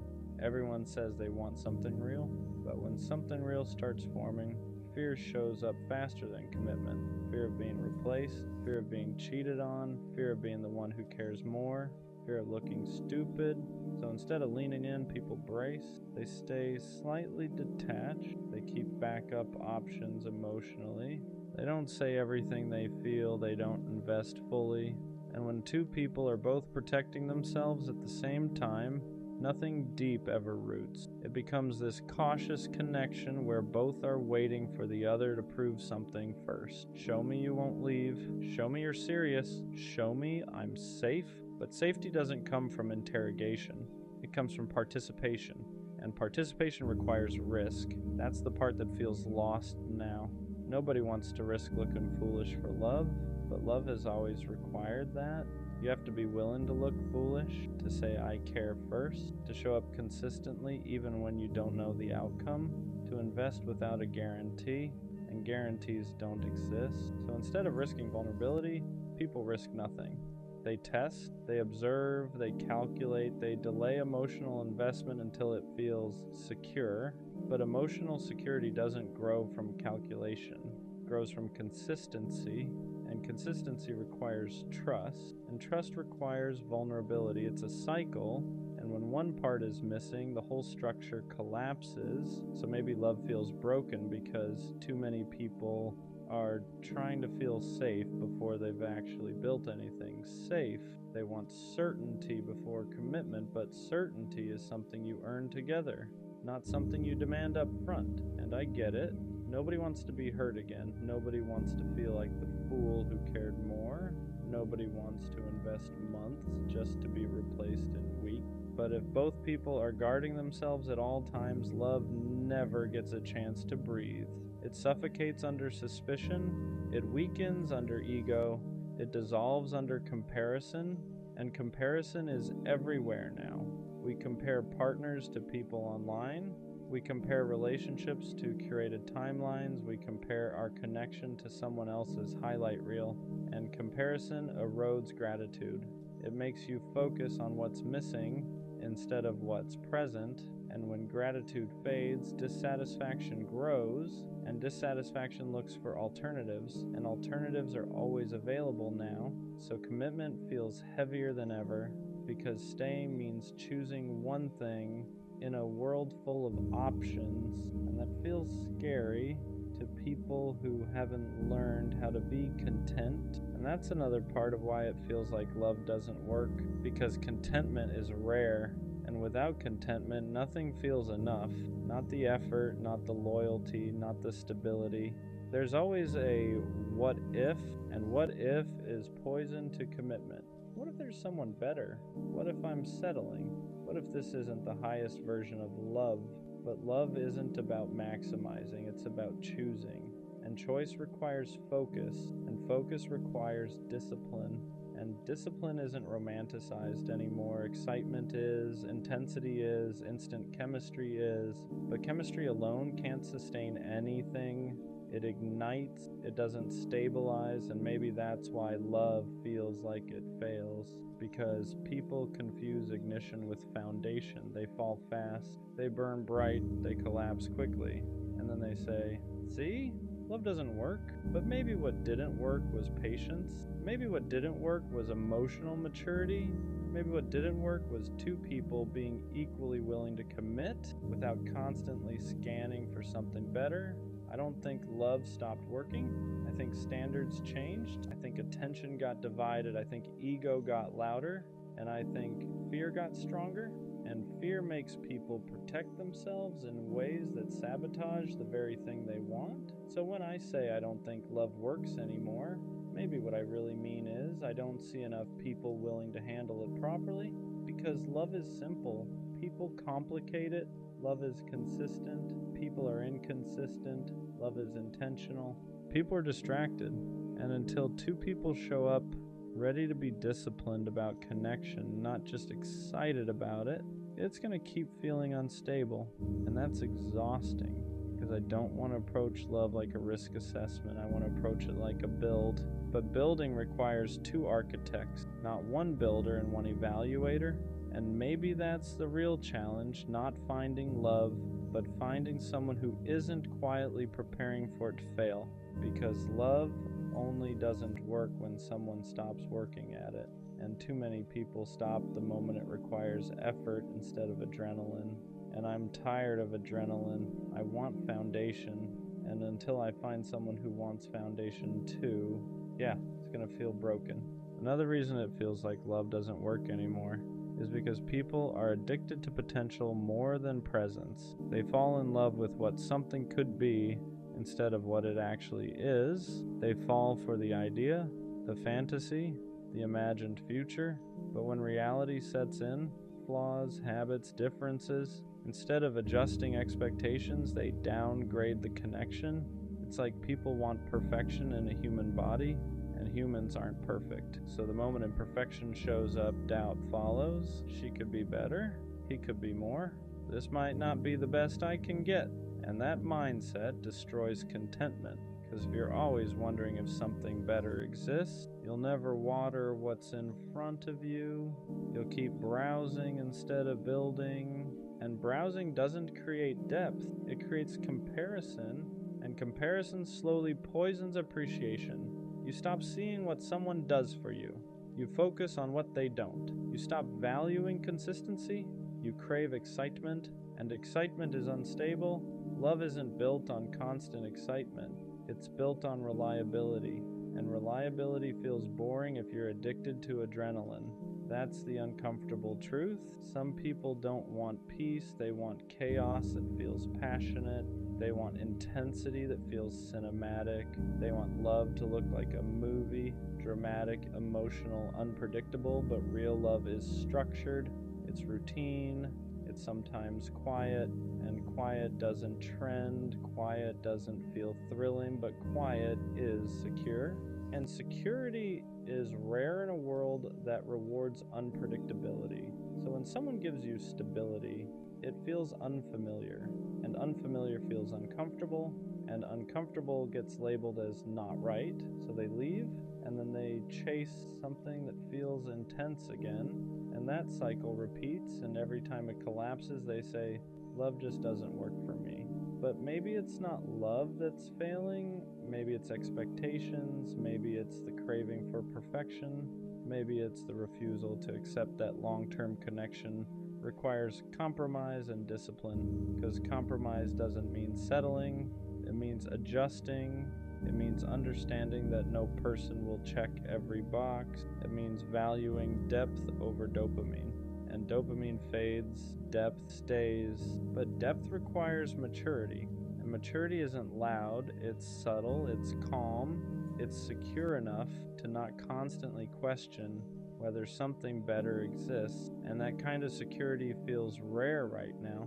It feels like people want love to feel good every second, but no connection feels good every second. There are misunderstandings, bad days, moments of frustration, and if someone expects constant emotional highs, they'll leave the moment it feels neutral. And neutral isn't bad, Neutral is stable, but stability doesn't give you butterflies, it gives you peace, and peace feels unfamiliar in a culture addicted to stimulation. So yeah, sometimes it feels like love doesn't work anymore because people don't recognize it. When it's calm, they mistake chaos for chemistry. They mistake unpredictability for passion. They mistake anxiety for attraction, and healthy love doesn't feel anxious. It feels steady, but if someone's nervous system is used to chaos, steady feels boring, and boring feels wrong, so they leave something stable for something intense. And intensity fades, and the cycle repeats, and that repetition creates the illusion that love is broken. But maybe what's broken is the way people define it. Maybe love hasn't changed. Maybe we have. Maybe we expect too much fantasy and not enough responsibility. Maybe we want effortless depth, but depth is never effortless. It's built, maintained, protected, and protection requires discipline, and discipline isn't romanticized anymore. But without it, nothing lasts. Or maybe love still works, but only for people who understand that it's not supposed to feel like fireworks forever. It's supposed to feel like foundation. And foundation doesn't crumble at the first sign of imperfection. It strengthens when both people decide to reinforce it. And that's the part that feels rare. Not love, but two people equally ready to treat it like something sacred instead of something optional. And until that alignment happens, yeah, it's gonna keep feeling broken. And sometimes I wonder if the reason love feels broken is because people are more afraid of vulnerability than they are of loneliness. Loneliness is uncomfortable, but vulnerability feels dangerous. Loneliness just feels empty. Vulnerability feels exposing. And exposing yourself in a world where people can replace you in days feels reckless. So instead of risking being fully seen, people present edited versions of themselves, curated personalities, controlled emotions, measured effort. And when two curated versions try to connect, the connection stays surface level, because depth only forms when masks come off. And masks are safer. Masks protect ego. Masks protect pride. Masks protect image, but masks also block intimacy, and intimacy is what makes love feel alive.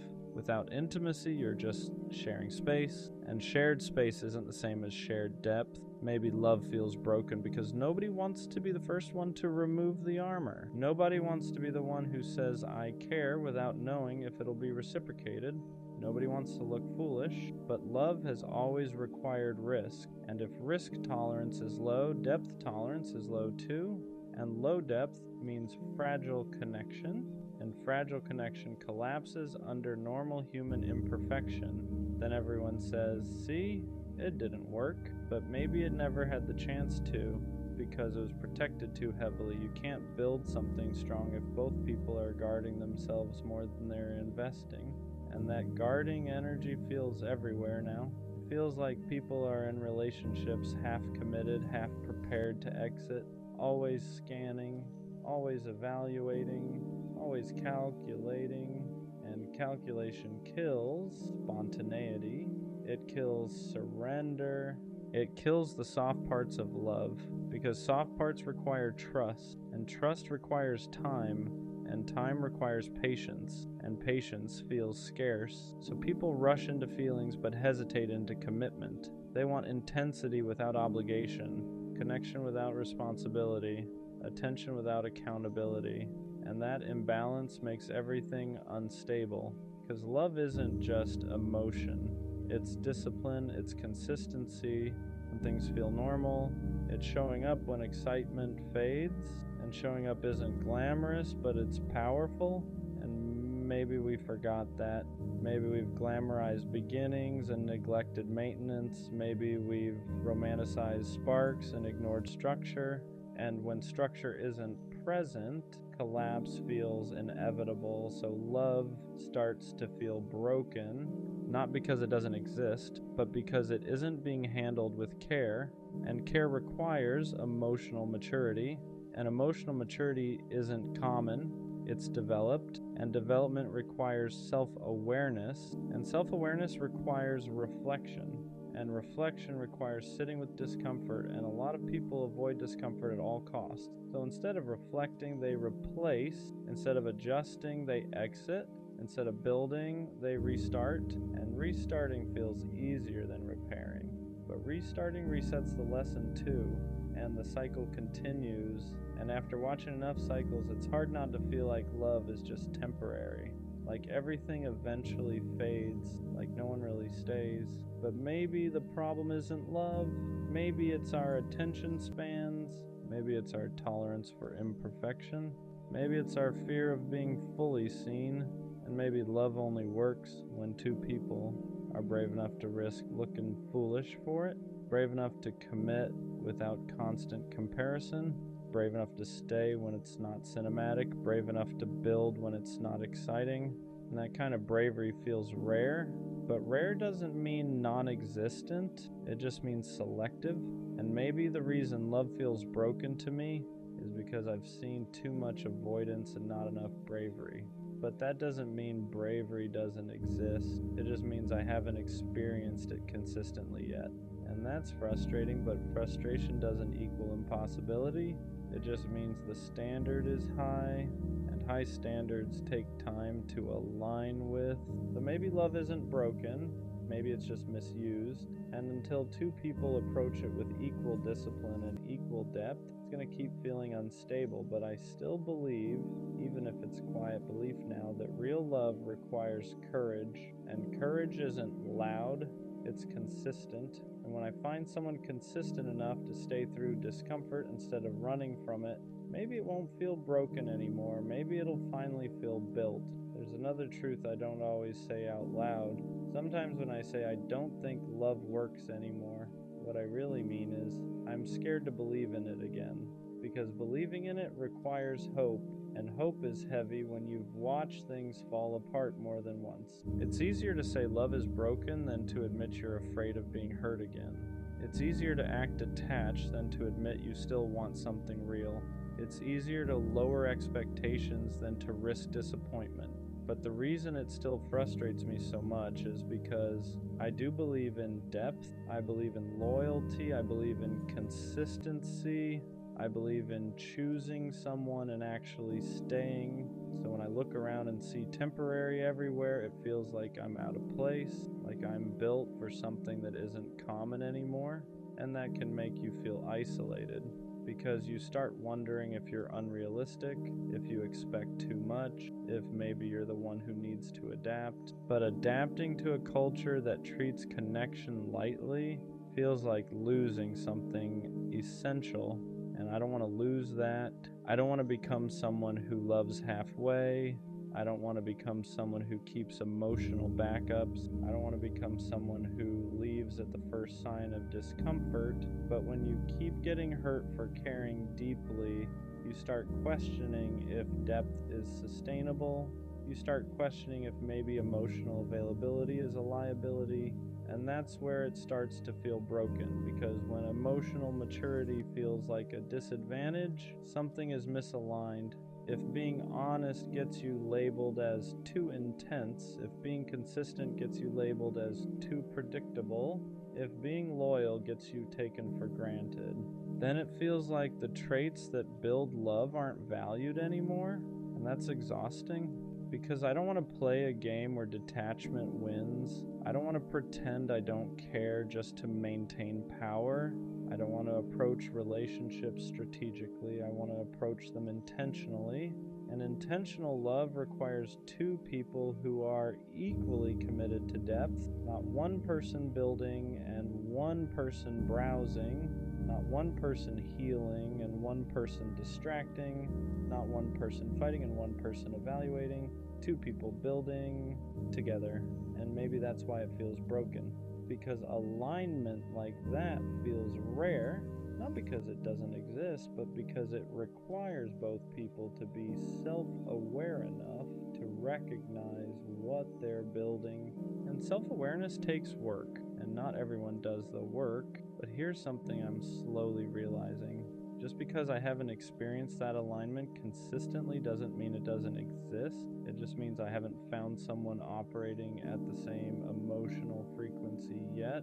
And maybe love doesn't feel like it works because I've been encountering people who are still figuring themselves out, still healing, still exploring, still distracted, and there's nothing wrong with that. But if two people aren't equally ready, love will always feel unstable. So maybe love isn't broken, maybe timing is, maybe readiness is, maybe emotional maturity is, and that's a different problem than love itself. Because love, real love, still requires the same ingredients it always has: trust, patience, consistency, effort, communication, choice. Those haven't changed. What's changed is how many people are willing to commit to them long term. And that's what makes it feel fragile, but fragile doesn't mean impossible. It just means selective. And maybe the reason it feels broken is because I haven't experienced the selectivity paying off yet. So do I really think love doesn't work anymore? Or am I just tired?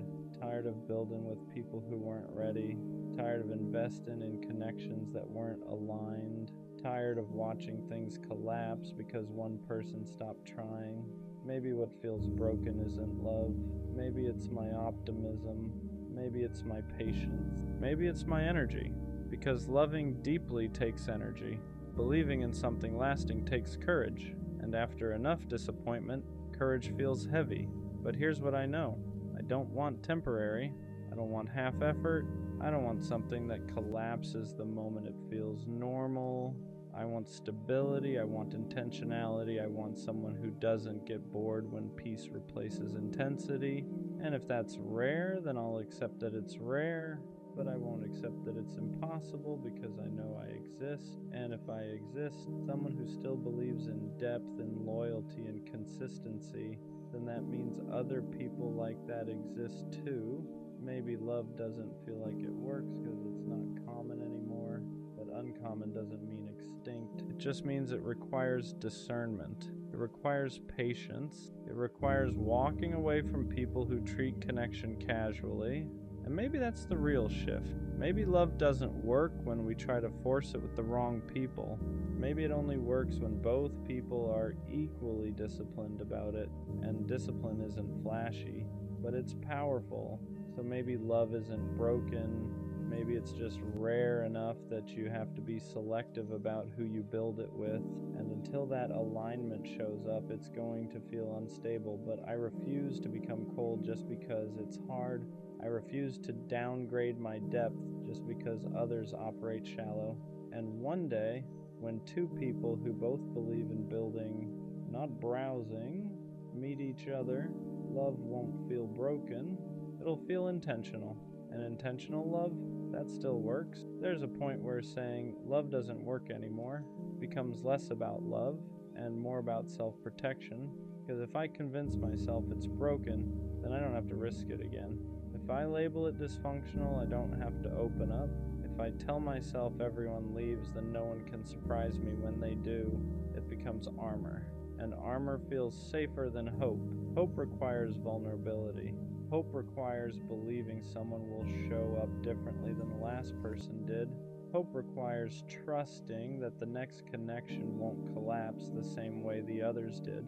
And that's hard because patterns create expectations. If you've seen inconsistency enough times, you start expecting it. If you've been replaced quickly, you start bracing for it. If you've watched effort go unmatched, you start rationing yours. And slowly, without even noticing, you stop loving the way you used to. You become careful, measured, guarded. You don't say everything you feel. You don't invest as quickly.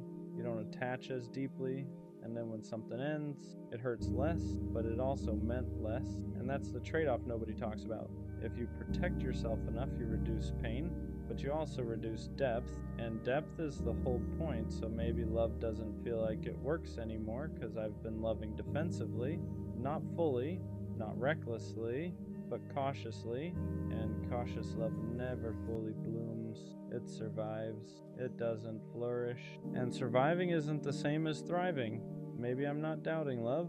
Maybe I'm doubting whether I can afford to feel that deeply again. Because feeling deeply means risking loss deeply.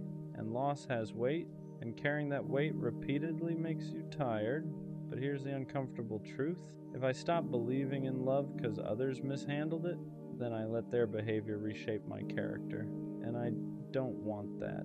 I don't want to become someone who loves halfway. I don't want to operate from fear.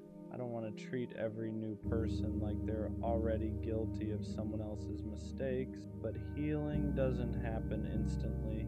Trust doesn't reset overnight. And rebuilding optimism takes time, so maybe love isn't broken. Maybe I'm just rebuilding my trust in it. Maybe what feels like cynicism is actually exhaustion.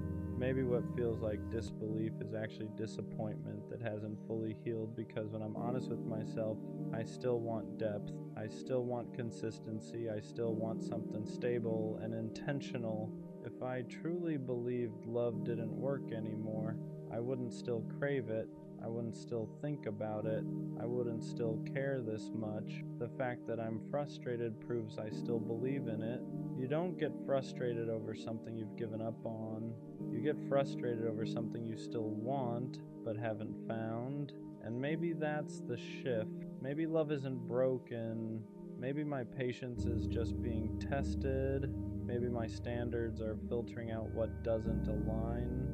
Maybe every failed connection isn't proof that love doesn't work. Maybe it's proof that misalignment doesn't.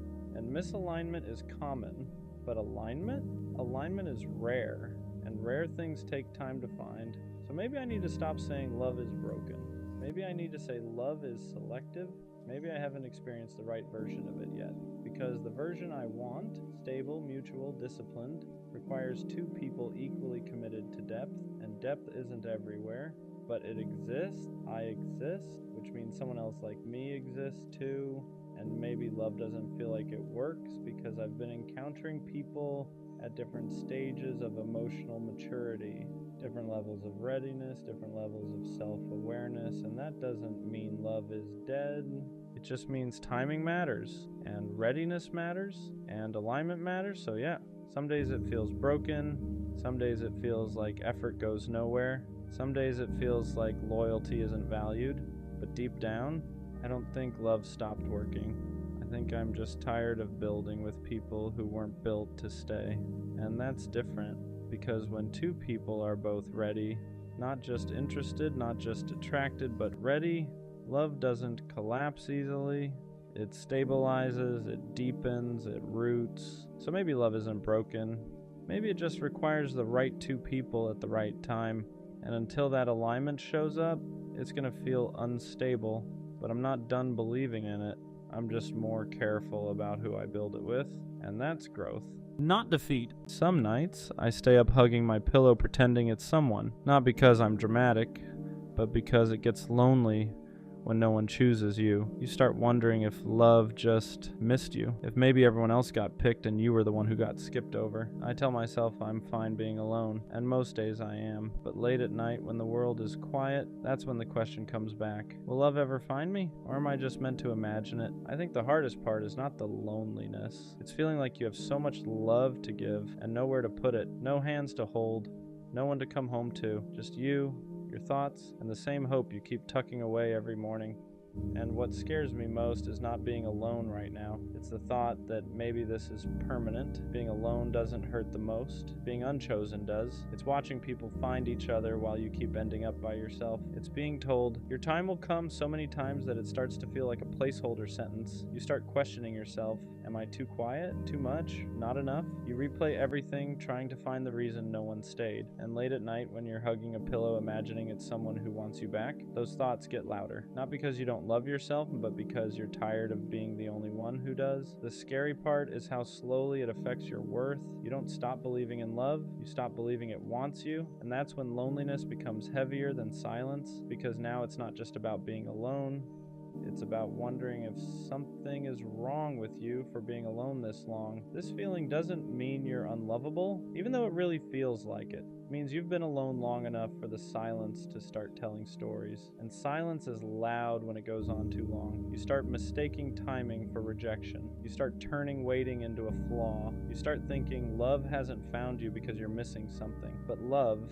doesn't work on fairness, and it doesn't run on schedules. Some people find it early. Some people find it after they've learned how to sit with themselves at night. And that doesn't make you behind. It makes you human. The fact that you still want love, still imagine it, still hope for it, even after feeling unchosen, that's not weakness. That's proof your heart didn't close. Imagining love at night doesn't make you desperate. It means you're human. You're not hugging a pillow because you're weak. You're doing it because your body remembers what closeness feels like, even when your life hasn't caught up yet. There's nothing wrong with wanting someone to come home to, with wishing there was a hand to reach for when the day finally goes quiet. The problem isn't that you imagine love, it's that you've been alone long enough to start believing wanting it is something you need to outgrow. But love isn't something you mature out of, something you wait for without turning against yourself in the meantime. You don't need to shame the part of you that still hopes at night. That part is just proof you haven't gone numb, and as long as you haven't gone numb, love hasn't missed you. Loneliness at night doesn't get to decide your future. Even when it feels endless, nights are heavy because they strip everything down. No distractions, no noise, just you and the question you try not to ask during the day. But night feelings aren't prophecies.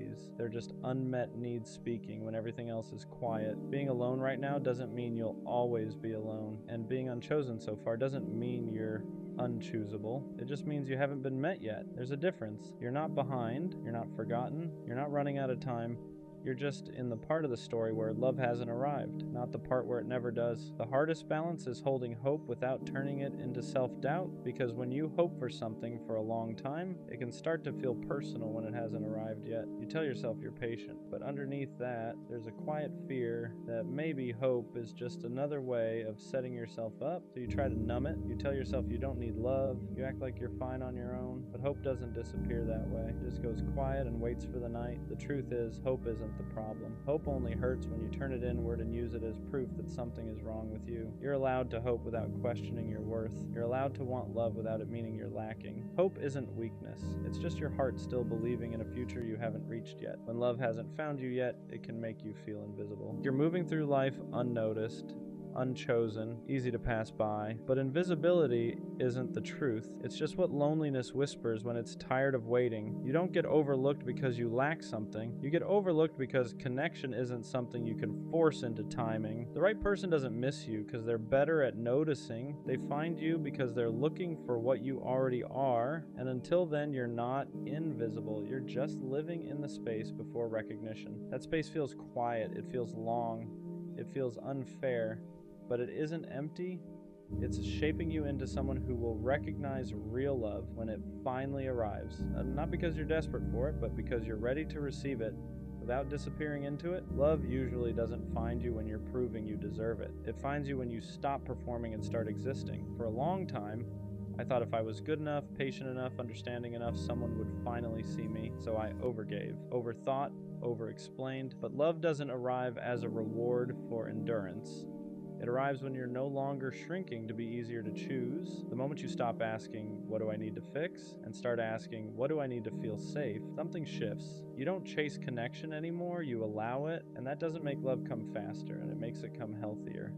Because the love that finds you then isn't choosing you because you tried hard enough. It's choosing you because you're finally standing still as yourself. Waiting is hard because it's empty time. Not empty in life, but empty in connection. You're still living, still growing, still doing everything you're supposed to do, but there's no one to share the quiet with, and that's where loneliness sneaks in. The difference between waiting and loneliness is what you tell yourself while you're there. Loneliness says, nothing is happening because I'm not enough. Waiting says, something hasn't arrived yet, and that's not a reflection of my worth. Learning to sit in the waiting doesn't mean pretending you don't want love. It means refusing to let the absence of it turn into self-blame. You can want love deeply and still treat yourself gently in the meantime. You can feel the quiet without letting it convince you that this is all there will ever be, because waiting isn't where your story ends. It's just the space between who you've been and who you're about to meet. There's a moment when hope stops hurting, not because love arrived, but because you stop fighting yourself while waiting. You stop asking the question every night with fear in it. You still want love, you still imagine it, but it no longer feels like your life is on hold without it. Hope becomes something gentle, something you carry temporary, not something that weighs you down. You realize love finding you was never about being chosen faster or proving you're worthy enough. It was about becoming someone who doesn't disappear while waiting to be seen. And when that shift happens, loneliness loosens its grip, not because you're no longer alone,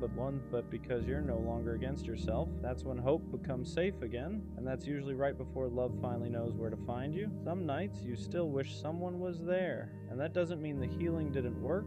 It just means you're human. Missing connection isn't a setback. It's not proof you're regressing or going backward. It's just your heart remembering what it wants to share. The difference now is that the wanting doesn't hurt the same. It doesn't spiral. It doesn't turn into panic. It doesn't make you question your worth. It just exists. You can want love without feeling empty without it. You can imagine closeness without feeling broken when it's not there yet. And that's growth. Because you're no longer waiting with desperation. You're waiting with trust. Trust that love doesn't miss people who are becoming more themselves. It finds them when they're steady enough to receive it without disappearing. The love that finds you after this season feels different, not louder, not dramatic, safer. It doesn't make you question yourself. It doesn't make you wonder where you stand. It doesn't ask you to stay up at night holding space for uncertainty. It meets you where you are. And because you've spent time alone, because you've learned how to sit with yourself, you don't cling to it, you appreciate it, you don't lose yourself in it because you know what it feels like to hold yourself first. That's why this waiting was never a punishment, it was preparation, not to make you stronger in a hard way, but steadier in a soft one. So if you're still alone right now, still asking if love will ever find you, it will. And when it does, you'll understand why it couldn't find you earlier. You weren't meant to be met when you were questioning your worth. You were meant to be met when you finally believed you were already enough.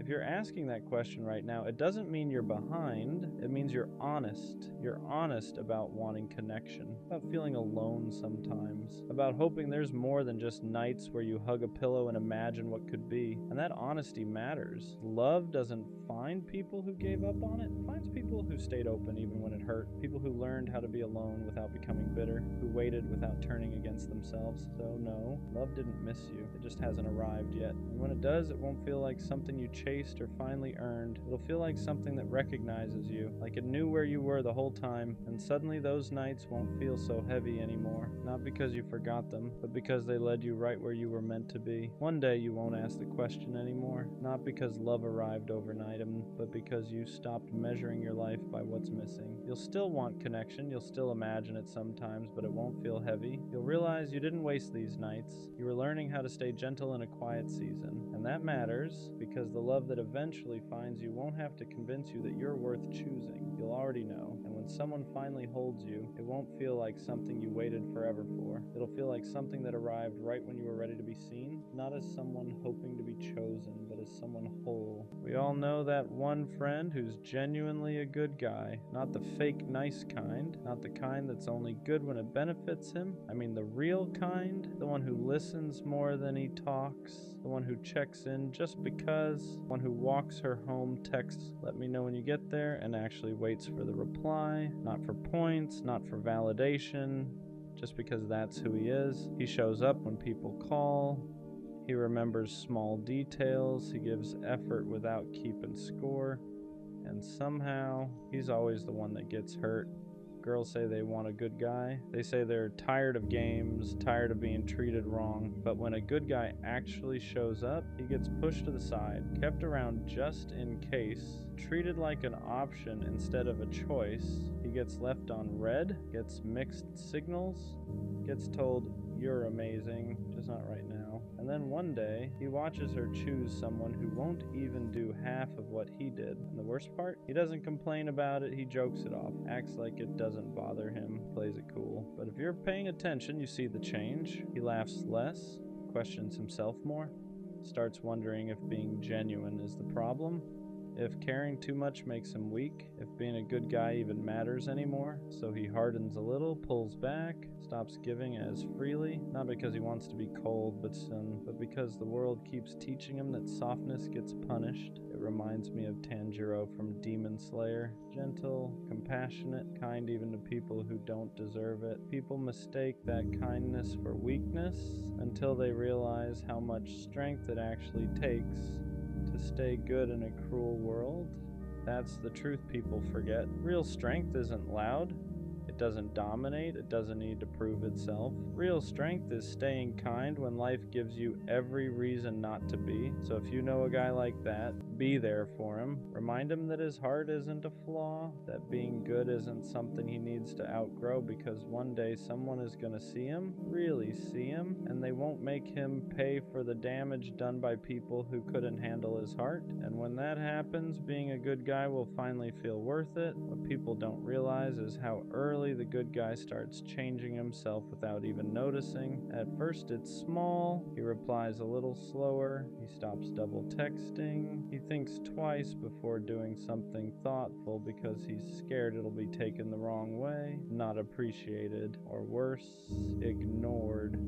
He starts asking himself questions he never used to ask. Am I doing too much? Should I care less? Why do I always end up like this? And that's dangerous, because now he's learning to dull the very traits that made him special. The world doesn't break good guys all at once. It chips away at him slowly. Every time his effort isn't matched, every time his loyalty is taken for granted, every time he's told he's perfect but still not chosen. Eventually he starts building walls, not because he wants to play games, but because he's tired of being the only one who loses when he plays fair. He watches people who treat others poorly get rewarded with attention, love, and chances, and he wonders what he's doing wrong for choosing empathy instead of ego. But here's what nobody tells him. Being a good guy isn't about what you receive immediately, it's about who you become long-term.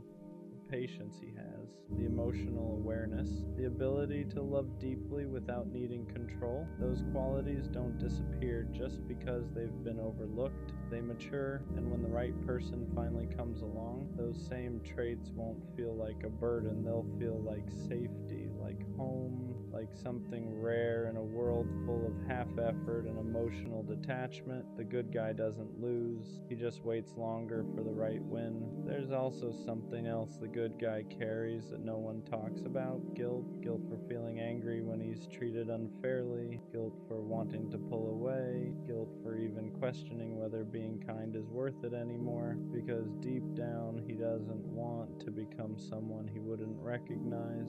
So instead of expressing that frustration, he swallows it. He tells himself to be patient, to be understanding, to give people the benefit of the doubt, even when they've shown him who they are multiple times. And that self-control, that restraint, it takes more strength than most people will ever realize, but it comes at a cost. He starts to feel invisible, like his effort only matters when it's convenient for someone else, like his loyalty is expected, not appreciated. And the scariest part isn't that people take advantage of him, it's that he starts expecting it. That's when the good guy begins to question his worth, not in a dramatic way, quietly, internally. He wonders if he needs to be colder to be respected, louder to be noticed, less caring to be chosen. And even though he doesn't like those thoughts, they creep in anyway. But here's the truth he needs to hear. The world doesn't need more detached people pretending they don't care. It needs more people who choose kindness, even when it's inconvenient. More people who know how to love without manipulation. More people who stay solid when everything around them feels fake. The good guy isn't weak for feeling deeply. He's strong for not letting pain turn him into something he's not. And one day that integrity will matter more than all the times he was overlooked. At some point, the good guy has to learn a hard lesson. Being kind doesn't mean being available to everyone. Being loyal doesn't mean tolerating disrespect. And having a good heart doesn't mean you owe it to people who keep proving they don't know how to handle it. This is usually the stage where he starts choosing himself. Not in a selfish way, not in a bitter way, but in a quiet, self-respecting way. He stops chasing people who only reach out when it's convenient. He stops over-explaining his intentions. He stops proving that he's different. Because the truth is, the right people don't need convincing. The good guy learns that boundaries aren't walls, they're filters. They don't block love, they block misuse. And once he understands that, everything changes. He becomes more selective with his energy, more intentional with who gets access to him. He still cares deeply, but now it's earned. This is where his strength really shows. He doesn't become cruel, he doesn't become cold, he just becomes aware. He learns that love shouldn't feel like constantly waiting your turn, that effort shouldn't feel one-sided, that if someone truly values you, they won't make you question where you stand. And when he finally meets someone who matches his energy, who sees his kindness as safety instead of weakness, it clicks.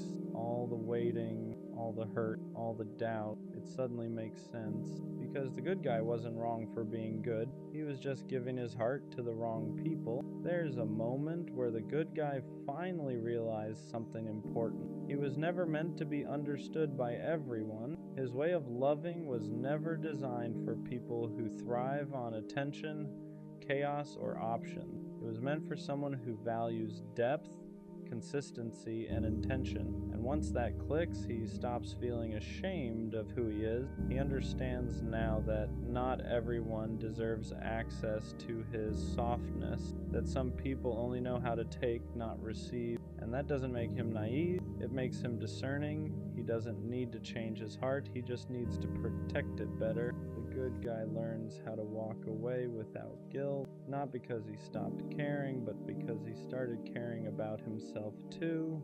He learns that choosing peace over potential isn't giving up, it's growth. That silence is sometimes the loudest form of self-respect, and slowly something shifts. He speaks clearer, stops apologizing for having standards. He no longer wonders if being a good guy is worth it. He knows it is, because even if the world tried to harden him, it didn't succeed. He stayed true, and that integrity, that's something no one can take from him. One day, someone will meet him where he is. They won't question his intention, they won't test his loyalty, they won't confuse kindness for weakness. They'll recognize it immediately, and they'll protect it the same way he does. Until then, the good guy keeps moving forward, not bitter, not broken, just wiser. And when that day comes, it won't feel dramatic. It won't feel like a movie moment where everything suddenly makes sense all at once. It'll feel calm, familiar, almost quiet, because the right person won't make the good guy question himself. They won't make him wonder if he's doing too much or not enough. They won't make him feel like he has to shrink his heart to be accepted. They'll meet him where he stands. They'll appreciate the way he listens, the way he shows up, the way he loves without keeping score. And for the first time, he won't feel like his kindness is a liability. It'll feel like a gift, something mutual, something protected, something finally returned. The good guy won't have to explain himself anymore. He won't have to prove that his intentions are real. He won't have to play it cool or pretend he doesn't care. He'll be allowed to be exactly who he is, and that'll be enough. Until then, the journey matters. Every disappointment taught him boundaries. Every heartbreak taught him discernment. Every moment of doubt sharpened his sense of self. He didn't lose those years being overlooked. He was being prepared to recognize real love when it shows up, prepared to walk away from anything that feels half-hearted, prepared to protect his heart without hardening. So if you're that good guy reading this, don't change. Don't let the world convince you that you need to become colder to survive. Stay solid, stay honest, stay kind. Just be selective with who gets that version of you. Because the world doesn't need fewer good guys. It needs people brave enough to stay good even when it's easier not to. What people never see is how much discipline it takes for the good guy to stay the way he is. Every bad experience tempts him to harden up. Every time he's overlooked, replaced, or taken for granted, there's a voice in his head telling him to stop caring so much, to move differently, to love less, to become like everyone else. But he doesn't. Not because it's easy, but because he knows who he is. He understands now that changing his character to fit a broken system would only cost him himself, and losing yourself just to be chosen by the wrong people is a price that's too high. So instead of becoming colder, he becomes more intentional. Instead of closing his heart, he narrows the door. He learns that being good doesn't mean being accessible to everyone. It means being principled. It means having the strength to say no, to walk away, to choose solitude over disrespect. And that kind of self-control, that's rare. The good guy also learns to forgive, not to excuse what hurt him, but to free himself from carrying resentment. He doesn't want bitterness living rent-free in his heart. He wants peace, growth, clarity, and forgiveness is part of that process. And one day, when someone finally meets him with the same depth, the same consistency, the same effort, he'll recognize it immediately. Not because it feels intense, but because it feels familiar. Until then, he keeps building, keeps healing, keeps choosing integrity over impulse, because the good guy isn't waiting to be saved. He's becoming someone worth meeting. In the end, the good guy doesn't get a dramatic apology from everyone who hurt him. He doesn't get closure from every situation that left scars. And he doesn't get a moment where the world suddenly admits it was wrong for overlooking him. What he gets is something quiet and far more powerful. He gets peace. Peace in knowing he never had to become someone else to survive. Peace in knowing his heart stayed intact even after everything. Peace in knowing he loved honestly in a world that often rewards the opposite. He looks back and realizes that every time he was ignored, every time he was treated like an option, every time he was underestimated, it wasn't a reflection of his root. It was a reflection of who couldn't meet him where he stood. And that understanding changes everything, because now he doesn't crave validation. He doesn't chase attention. He doesn't beg to be chosen. He knows who he is. And when love finally finds him, the kind that's mutual, intentional, and steady, it won't feel like winning. It'll feel like alignment, like finally being understood without having to explain yourself, like being valued without having to prove. Until then, the good guy keeps walking forward, not bitter, not resentful, not hard, just grounded.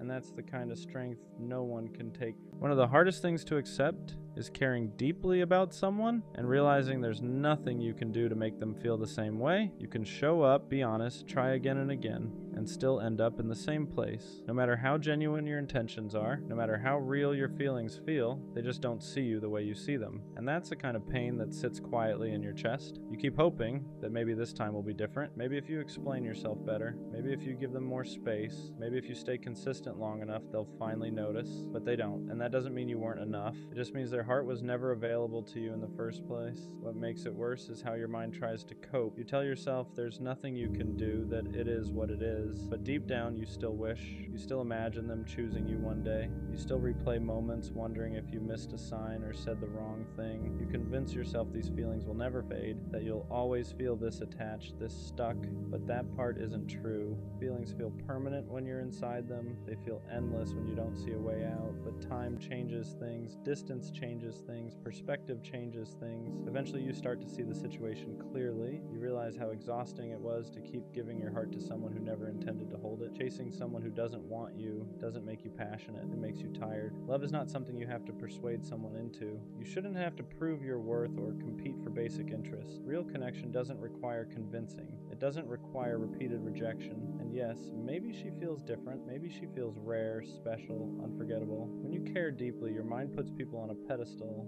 You start believing they're one of a kind, but they aren't the only person capable of being loved by you. They aren't the only person who could make you feel seen. They're just the one your heart focused on at this moment. When someone has shown you multiple times that they don't feel the same, that's your answer. Not an invitation to try harder, not a challenge to overcome. It's clarity, and clarity, even when it hurts, is a gift. There are so many people in this world who would appreciate your effort, your loyalty, your presence, people who wouldn't hesitate, people who wouldn't leave you guessing. You won't find them while you're holding on to someone who already said no. Letting go doesn't mean you stop caring overnight. It means you stop hurting yourself on purpose. And one day, you'll look back and realize that walking away wasn't losing someone. It was choosing yourself. Sometimes the question isn't, will I be loved? It's quieter than that.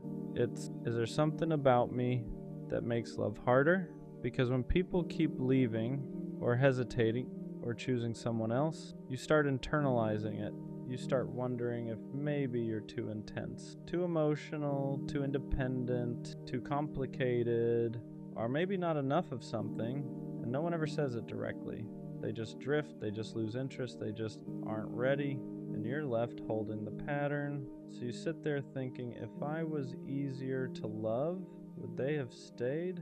maybe you're not hard to love. Maybe you're just hard to manipulate, hard to breadcrumb, hard to keep around without effort, hard to confuse. And to the wrong people, that feels inconvenient.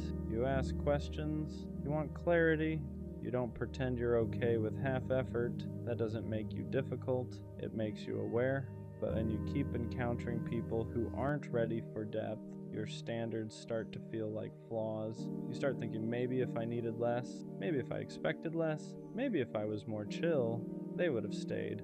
But staying isn't the goal. Staying right is. And being easy to love often just means being easy to neglect. You're not hard to love, you're just not built for temporary.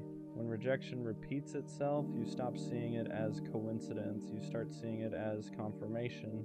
Confirmation that maybe you're too much, too sensitive, too deep, too intense for people to handle long term. So you adjust, you soften your reactions, you downplay your needs, you act less invested than you actually are, because maybe if you seem lighter, less emotional, less attached, they won't leave.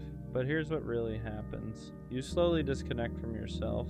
You become quieter in relationships, less expressive, less honest about what you want. And when someone still walks away, it hurts even more, because now it feels like even the edited version of you wasn't enough. That's when the question gets louder. If even my smaller version isn't chosen, what does that say about me? But maybe it doesn't say anything about you. Maybe it says something about who you've been choosing. There's a difference between being hard to love and being hard to access. Hard to love sounds like a flaw, like you're difficult, complicated, too much work. Hard to access is different. It means not everyone gets the deepest parts of you. It means you don't open up instantly. It means your vulnerability isn't handed out casually. And that's not a weakness, that's discernment. You don't let just anyone in anymore. You don't overshare with people who haven't earned trust. You don't attach quickly just because there's chemistry. To someone who wants easy, that feels frustrating. To someone who wants depth, that feels rare. You're not hard to love, you're just not available for surface level connection. And the wrong people will always call that too much, but the right person? They'll call it intentional. Maybe the real issue was never that you're hard to love. Maybe you've been loving people who don't know how to love deeply. There's a difference. Some people like the idea of you, your attention, your softness, the way you show up for them. But when it's time to reciprocate, they struggle, not because you're asking for too much, but because they don't have that depth to give. And instead of admitting that, it's easier for them to label you. Too intense, too emotional, too serious. But wanting clarity isn't intense, wanting effort isn't emotional, wanting something real isn't serious, it's healthy. You're not hard to love, you're hard to half love, and that's where the tension comes from. Because people who operate casually feel pressure around someone who operates intentionally, but pressure isn't the same as incompatibility. It's just misalignment. When you're repeatedly misunderstood, you start questioning your depth. You start wondering if you feel too much, if you expect too much, if you interpret things too deeply. Because when people keep saying, it's not that serious, or you're overthinking, you begin to shrink your instincts, you second guess your reactions, you silence your intuition, you tell yourself to calm down even when something feels off. But here's the truth. Depth feels dramatic to people who live on the surface. Emotional awareness feels intense to people who avoid vulnerability. Your ability to feel deeply is not a flaw, it's a capacity. And just because someone doesn't meet you there doesn't mean you're too much. It just means they don't swim that far. You're not hard to love. You're just not built for shallow connections. And that's not something you should dilute. At some point, the question changes. It stops being, am I hard to love? And starts being, are they capable of loving me properly? That shift is everything, because instead of dissecting yourself, you start observing them. Can they communicate clearly? Can they handle vulnerability? Can they stay consistent when things get real? Or do they pull away the moment depth shows up? You stop assuming you're the problem. You start noticing patterns. Some people love casually, some people love conditionally. Some people love only when it's convenient. And if you love intentionally, those dynamics will always clash. You're not hard to love. You're just not compatible with people who aren't emotionally available. And once you realize that, you stop shrinking, you stop softening your standards, you stop apologizing for wanting clarity, because love isn't supposed to feel like convincing someone, it's supposed to feel mutual. What if being hard to love actually means you're built for something rare? Rare love isn't rushed, it isn't casual, it isn't convenient, it's intentional. And intentional love requires emotional maturity, self-awareness, consistency. Not everyone has that. So when someone meets you and realizes they can't show up fully, it's easier for them to say you're too much than admit they're not ready. Rare things aren't accessible to everyone. Depth isn't for everyone. Loyalty isn't for everyone. Emotional honesty isn't for everyone. You're not hard to love, you're selective.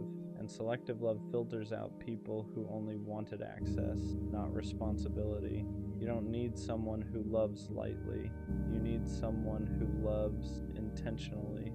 And that kind of love was never going to come from everyone anyway. At some point, you stop fearing the label. You stop trying to prove you're easy.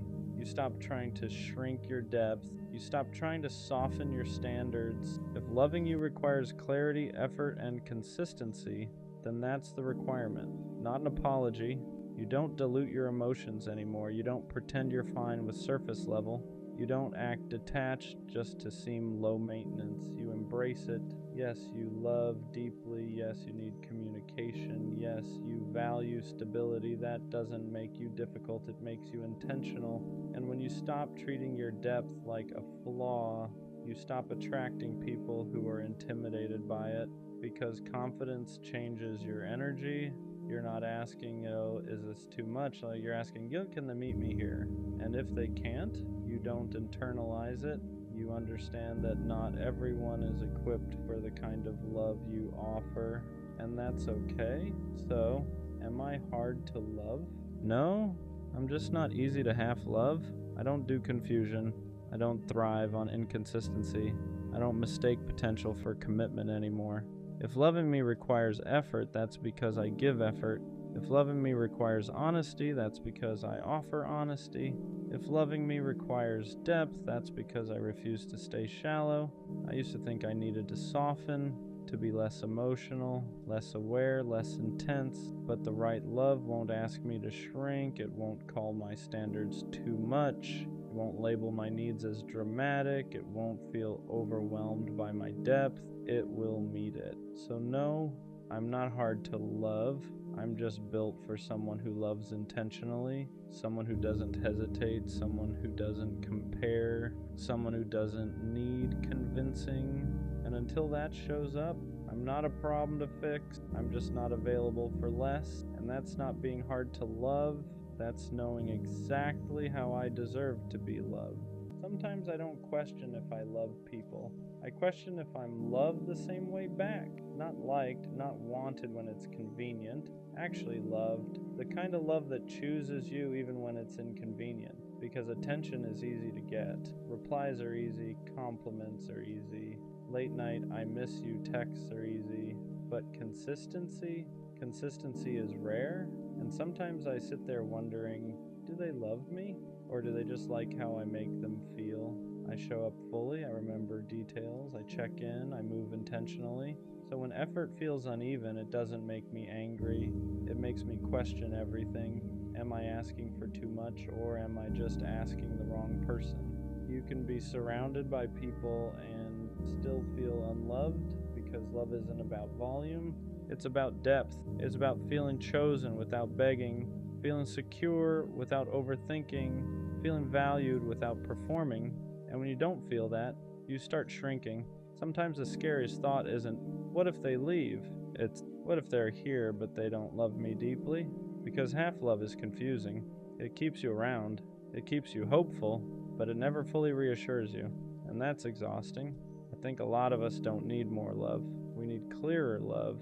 Love that says what it means. Love that acts how it speaks. Love that doesn't leave room for constant doubt, because if I have to guess, it doesn't feel safe. And maybe the real shift isn't asking, am I loved? So I do okay. Maybe it's asking, do I feel loved? Because love can exist, but it's like, But if you don't feel it consistently, it won't heal you. It'll just confuse you. I don't want intense love. I don't want dramatic love. I want steady love. The kind that doesn't disappear when things get heavy. The kind that doesn't go quiet when reassurance is needed. The kind that doesn't make me earn my place. If I'm loved, I shouldn't have to decode it.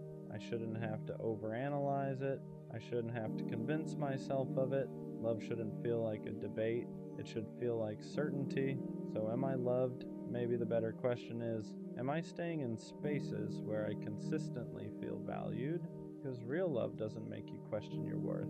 It reinforces it, and if I ever have to constantly wonder whether I'm loved, that might be my answer. Take me back to the night we met, because that was the last time everything felt untouched, the last time my heart wasn't carrying the weight of you. I replay it more than I should. The way you smiled like you had no idea what you were about to become to me. The way time slowed down for just a second, almost like the universe was whispering, "Pay attention, this moment is going to matter someday." And I swear, I didn't know it then. I didn't know how deeply that night would root itself into my memory, how it would become the bookmark I keep flipping back to, even when I'm trying so hard to move forward. Back then, everything felt light, pure, hopeful, like life was finally giving me something soft to hold on to. I didn't know that softness would one day turn into something that hurts to remember, because now I'm just learning to live with the ghost of you. You're not here, you're not gone, you just exist in every place my mind wanders when it's tired. I see you in strangers' mannerisms, in songs that randomly come on, in the silence of my room when it's too late to pretend I'm okay. It's the little things that get me. The way a random memory will hit me out of nowhere, like the universe is trying to remind me of something I've been trying to forget. I'll hear a laugh that sounds like yours, or a phrase you used to say, and suddenly I'm right back in that moment, standing next to the version of me who still had you. And the worst part, I don't know how to move on, not really. People tell me time heals, but all time has done is make the memories sharper, clearer, more painful in a way I didn't expect. I don't need forever with you. I don't need a perfect ending. Sometimes I just wish I could go back to the before I knew what it felt like to miss someone who is still alive, just not mine. Before I learned how heavy memories can feel when they become the only place someone still exists. Take me back to the night we met, because that was the last time my heart wasn't haunted by you. They say your second love hits the deepest, and at first I didn't believe that. I thought nothing could touch the intensity of the first one. First love is loud, it's reckless, it's the kind of love that makes you believe everything will work out just because you feel it so strongly. You fall without thinking, you trust without fear, you don't even know what heartbreak really is yet, so you give everything freely. But the second love comes after reality has already introduced itself. It comes after disappointment, after the nights where you questioned your worth, after you learned that love doesn't always stay no matter how hard you try. So this time, you don't rush, you don't dive in head first, you hesitate, you analyze, you protect your heart like it's something fragile, because now you know it is, and that's what makes the second love different. You don't love blindly anymore, you love intentionally, you pay attention to effort, to consistency, to how someone treats you when it's inconvenient, not just when it's easy. You're still scared, but you're braver in a quieter way. You open up slowly, piece by piece, hoping you won't regret it again. And somehow, it still means more than you expected, because after being broken once, feeling safe again hits different. Feeling chosen without having to beg hits different. Being loved without chaos feels almost unfamiliar at first. You keep waiting for the catch. For the moment it all falls apart, but it doesn't, at least not right away. The second love isn't about butterflies in your stomach. It's about calm in your chest. It's about being understood without having to explain yourself over and over. It's about not feeling anxious when your phone is quiet. It's about knowing where you stand. It's about realizing that love doesn't have to hurt to be real. And even if the second love doesn't last forever, it leaves a different kind of mark. It teaches you what love is supposed to feel like. It shows you that you can love deeply without losing yourself, that you can stay soft without being naive, that healing doesn't mean closing your heart, it means choosing better. Your first love changes you, but your second love reminds you why you didn't give up on love in the first place. And that's why it hurts deeper, because this time you knew what you were risking and you loved anyway. What people don't tell you is that the second love doesn't just affect your heart, it reshapes the way you see everything. You're not the same person you were the first time you fell in love. You're more aware now, more cautious. You've seen how quickly things can change, how someone can promise forever and still walk away. So you love with your eyes open this time. You notice the small things, the tone shifts, the effort levels, the moments where silence says more than words ever could. You're not naive anymore, but you're not closed off either. And that's the dangerous balance, because part of you is still hopeful, still wanting to believe that this time will be different, that maybe this love will be the one that stays. And because you're loving with intention now, when it starts to slip, you feel it immediately. The second love hurts because you don't get blindsided. You see it coming. You sense the distance before it's spoken. You feel the warmth fade before it's gone. You recognize the patterns because you've lived them before, and yet you still stay longer than you should.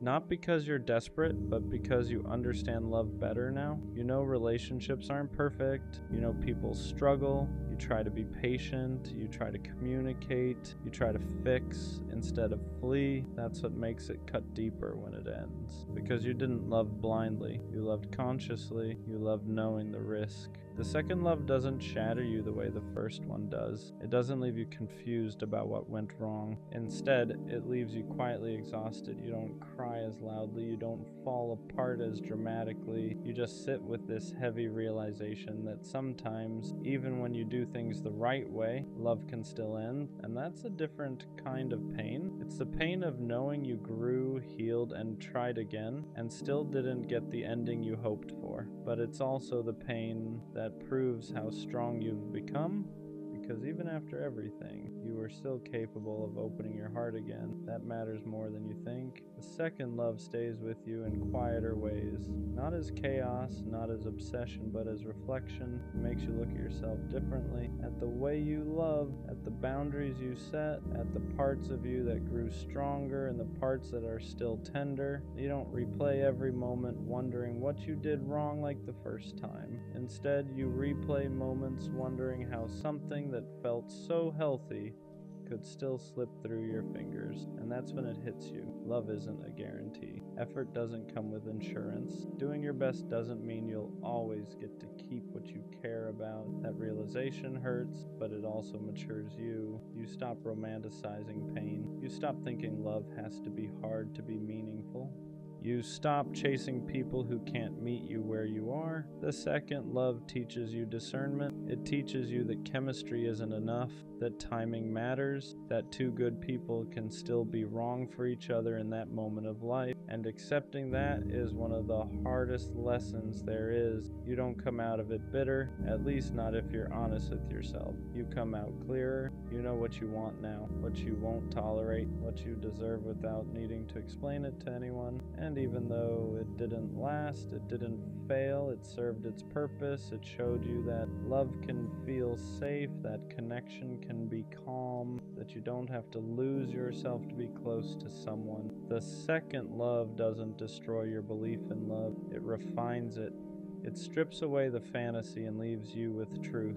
And truth, even when it hurts, is always better than illusion. Because now, when love comes again, and it will, you won't be chasing it, you'll be choosing it. What makes the second love linger is how close it came to being right. It wasn't reckless. It wasn't built on illusion. It felt grounded, like something you could grow into, instead of something you were chasing. And that's why letting it go feels so unfair. You did the work this time. You showed up differently. You loved with awareness, and still it slipped away. That's the part nobody prepares you for. You start asking quieter questions. Not why wasn't I enough, but why wasn't this the right time? You realize that love isn't just about effort or intention. It's also about alignment. About two people being ready in the same season of life. And sometimes, no matter how real it feels, the timing just isn't there. The second love teaches you that endings don't always come from betrayal or lack of care. Sometimes they come from growth pulling people in different directions. From life demanding things one person is ready to give and the other isn't yet. And that kind of ending hurts because there's no villain to blame. You don't leave angry, you leave understanding, and that understanding weighs heavy. But here's the quiet truth. The second love doesn't close your heart, it strengthens it. It proves you're capable of loving again without losing yourself. It shows you that healing worked, that you didn't harden, that you didn't shut down. You took the risk again, knowing how badly it could hurt, and that courage matters because love isn't measured by how long it lasts. It's measured by how honestly it's given, and the second love is often the most honest version of you. Not perfect, not fearless, but real, and that's something no ending can take away. The second love changes how you carry yourself afterward. You don't walk away shattered, but you don't walk away untouched either. There's a quiet shift in you. You become softer in some places, stronger in others. You learn how to sit with loss without letting it turn into bitterness, and that balance takes time. You notice how you move differently now. You're slower to give access to your heart, but not closed. You're more honest about what you need, even if it risks someone leaving. You no longer stay silent just to keep the peace, because the second love taught you that losing yourself slowly is worse than losing someone quickly. You also learn that closure doesn't always come from a conversation. Sometimes it comes from acceptance, from realizing that you gave what you could with what you knew at the time, that both of you tried in the ways you knew how, and that an ending doesn't erase the good that existed. The memories don't hurt the same way anymore. They don't stab, they ache, and even that ache becomes familiar, manageable. It reminds you that you once felt safe with someone, and that means you can feel that way again. Maybe not with them, but with someone else someday. The second love doesn't leave you afraid to love again. It leaves you prepared. You know what to look for now. You know the difference between attention and effort, between chemistry and compatibility, between wanting someone and being ready to build with them. And when love finds you again, because it will, you won't be chasing the feeling. You'll be recognizing calm, mutual, grounded, something that doesn't ask you to prove your worth or question your place. That's the quiet gift of the second love. It doesn't stay forever, but it stays with you in the way you love next. There's a moment after the second love ends where you realize you're not angry anymore. Not at them, not even at yourself. You're just tired. Tired in a way that only comes from caring deeply and trying your best. And that tiredness forces you to slow down and actually listen to yourself. You start asking different questions now. Not, how do I get them back? But why did I stay when I felt myself shrinking? You become more aware of the moments you ignored your intuition, the times your body knew before your heart was ready to admit it. And instead of beating yourself up for it, you start forgiving yourself for being human. The second love teaches you that loving someone doesn't mean abandoning yourself. That compromise shouldn't feel like self-erasure. That consistency matters more than intensity. And that someone can care about you deeply and still not be capable of loving you in the way you need. You also realize something else that's important. Just because a love ends doesn't mean it failed. Some connections are meant to show you a version of yourself you didn't know existed. A braver version, a more open version, a version that learned how to communicate, how to trust again, how to be vulnerable without losing control. And that version of you doesn't disappear when the relationship ends, it stays. You carry it into every interaction after, into the boundaries you set, into the standards you keep, into the way you walk away sooner when something doesn't feel right instead of forcing yourself to stay. The second love doesn't break you. It refines you. It teaches you how to love without fantasy, without desperation, without fear running the show. And even though it didn't last, it proves something important, that you're capable of loving in a healthy way. And once you know that, you never really lose. After the second love, you stop romanticizing ending. You understand that sometimes things don't fall apart loudly. They fade. They change shape.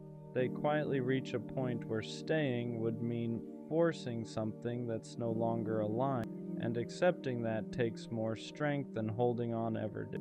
You learn how to grieve without dramatizing. You let yourself miss them without wishing to undo the ending. You don't demonize what you adjust to make letting go easier. You honor it for what it was, meaningful, imperfect, and real. That kind of honesty with yourself is growth. You also become more intentional with your energy. You don't over-explain your feelings to people who aren't listening. You don't overextend yourself to prove your worth. You save your softness for those who handle it with care. Because the second love taught you how valuable that softness actually is, and slowly, without forcing it, you start to feel whole again. Not because someone replaced them, but because you learned how to stand on your own with everything you gained from loving. You realize that love didn't take anything from you. It gave you clarity, depth, emotional intelligence you didn't have before. The second love doesn't leave you empty, it leaves you wiser. You understand now that love isn't about avoiding pain, it's about choosing something real, knowing it could hurt, and still showing up with honesty. And when you're able to do that without losing yourself, that's when love becomes something powerful instead of fragile. You're not the same person you were before them. You're better prepared for what comes next. The second love stays with you not as pain, but as proof that your heart didn't close after being hurt. Proof that you didn't let fear turn you cold. Proof that even after disappointment, you were still willing to try again. And that matters more than whether it lasts, because the goal was never to avoid heartbreak forever. The goal was to love without losing yourself. And the second love showed you that you could do that. You could be open without being reckless, vulnerable without being naive. You learned how to love with balance, and one day when love comes again, you'll feel the difference immediately. It won't feel rushed, it won't feel heavy, it won't feel like you're walking on eggshells or trying to prove your value. It'll feel mutual, steady, easy in a way that doesn't scare you. You won't be chasing a feeling anymore. You'll be choosing a person, and that's the quiet beauty of the second. It doesn't promise forever, it prepares you. It teaches you that love doesn't need to hurt to be meaningful, and that peace is just as powerful as passion. So if your second love didn't last, don't mourn it like a failure. See it for what it really was. A turning point, a lesson, a reminder that your heart is still capable of real connection. The first love opens your heart. The second love teaches it how to stay open. And whatever comes next, you'll be ready for. You keep ignoring the red flags because all you want is love, not peace, not respect, not consistency, just love. You see the signs, you see the unanswered calls, the constant busy, the way you're always an option, never a priority. And instead of asking why it hurts, you ask how to endure it. You tell yourself it's patience, that it's loyalty, that love means staying even when it costs you. But let's be honest, she doesn't check on you, she doesn't consider your feelings, she doesn't show up the way you do, and you know that. You just don't want to face what it says about you for staying. So here's the real question you've been avoiding. How much do you actually love yourself? Because when you stay in situations that keep hurting you, when you keep accepting disrespect just to feel close to someone, that's not love, that's neglect. If you truly loved yourself, you wouldn't keep choosing pain just to feel wanted. You wouldn't keep lowering your standards to keep someone around who clearly isn't choosing you back. But you don't protect yourself, you sacrifice yourself, because being alone scares you more than being hurt. And that's why you accept the bare minimum. That's why you stay in toxic cycles. That's why you confuse attachment with love. You're not holding on because it's good for you. You're holding on because it's the only version of love you think you deserve. And that's the lie. You don't need someone else to complete you. What you actually need is to stop outsourcing your worth. Because the moment you start loving yourself, really loving yourself, you stop begging for attention. You stop tolerating disrespect. You stop calling pain connection. You stop chasing people who only show up halfway. Self-love doesn't make you selfish. It makes you unavailable to anything that keeps breaking you. And until you learn that, you'll keep calling suffering love and calling survival loyalty. You are worth more than crumbs. You are worth more than confusion. You are worth more than being an option. but no one can convince you of that until you decide to believe it yourself. Here's the truth you keep avoiding. You don't stay because you don't see the red flags. You stay because you think leaving means nobody else will love you, so you make excuses. She's busy, she's going through stuff, she just doesn't show love the same way. But effort isn't a love language, it's a choice. And when someone keeps choosing not to show up for you, that's not confusion, that's clarity. You're not being patient. You're being hopeful in a place that's already shown you who it is. You keep giving grace to people who wouldn't give you the same. You keep explaining your pain to someone who already decided it wasn't important enough to change. And every time you stay, you send yourself a message. My feelings come second. My needs are optional. This is the best I can get. That's not love. That's self-betrayal. You think walking away means losing them, but what you're really losing right now is respect for yourself, because someone who values you doesn't make you question your worth. They don't make you beg for consistency. They don't disappear and call it space. And the reason this keeps happening isn't because you love too hard. It's because you don't love yourself hard enough to leave when you should. The moment you start choosing yourself, red flags stop looking like obstacles and start looking like exits. And exits aren't failures, they're protection. Ignoring red flags doesn't just hurt you once, it trains people how to treat you. Every time you stay after disrespect, you teach them you'll tolerate it. Every time you forgive without change, you show them your boundaries don't mean much, and they adjust accordingly. They respond less. They try less, they care just enough to keep you around, but never enough to show up fully. Because why would they? You already proved you'll stay without effort. You think you're being understanding, but what you're really doing is normalizing behavior that shouldn't have access to you. You answer late replies immediately. You accept apologies without accountability. You let patterns repeat because you're afraid of starting over, and slowly, your standards drop while their comfort rises. That's the trade you're making. You're giving someone emotional safety while you live in emotional uncertainty. And the worst part? You start blaming yourself. You tell yourself you're asking for too much, that you're sensitive, that this is just how relationships are. But healthy love doesn't require endurance. You don't have to survive it. You don't have to fight for basic respect. You don't have to convince someone to treat you well. Red flags aren't challenges to overcome. They're warnings to listen to, and the longer you ignore them, the harder it becomes to remember what being valued even feels like. The pattern doesn't break when they change, it breaks when you do. The reason you keep ignoring red flags is because you confuse attachment with love. Love feels steady, attachment feels urgent. Love doesn't make you anxious. Attachment keeps you checking your phone, replaying conversations, wondering where you stand, and you call that passion. But what you're really feeling is fear. Fear of being replaced, fear of not being enough, fear that if you don't hold on tight, you'll be forgotten. So you cling, you stay when you should leave, you wait when there's nothing coming. You accept excuses because they're easier than facing the truth. That truth being, someone who wants you won't make you feel optional. Attachment makes you chase because it needs reassurance. Love doesn't chase, it meets. And until you learn the difference, every red flag will feel like something you just need to work through. You'll keep calling distance space, disrespect miscommunication, inconsistency timing, but your body already knows that tight feeling in your chest, that constant unease, that feeling of giving more than you're getting. That's not love warning you to try harder. That's your self-respect telling you to stop. You don't need clearer signs. You don't need closure.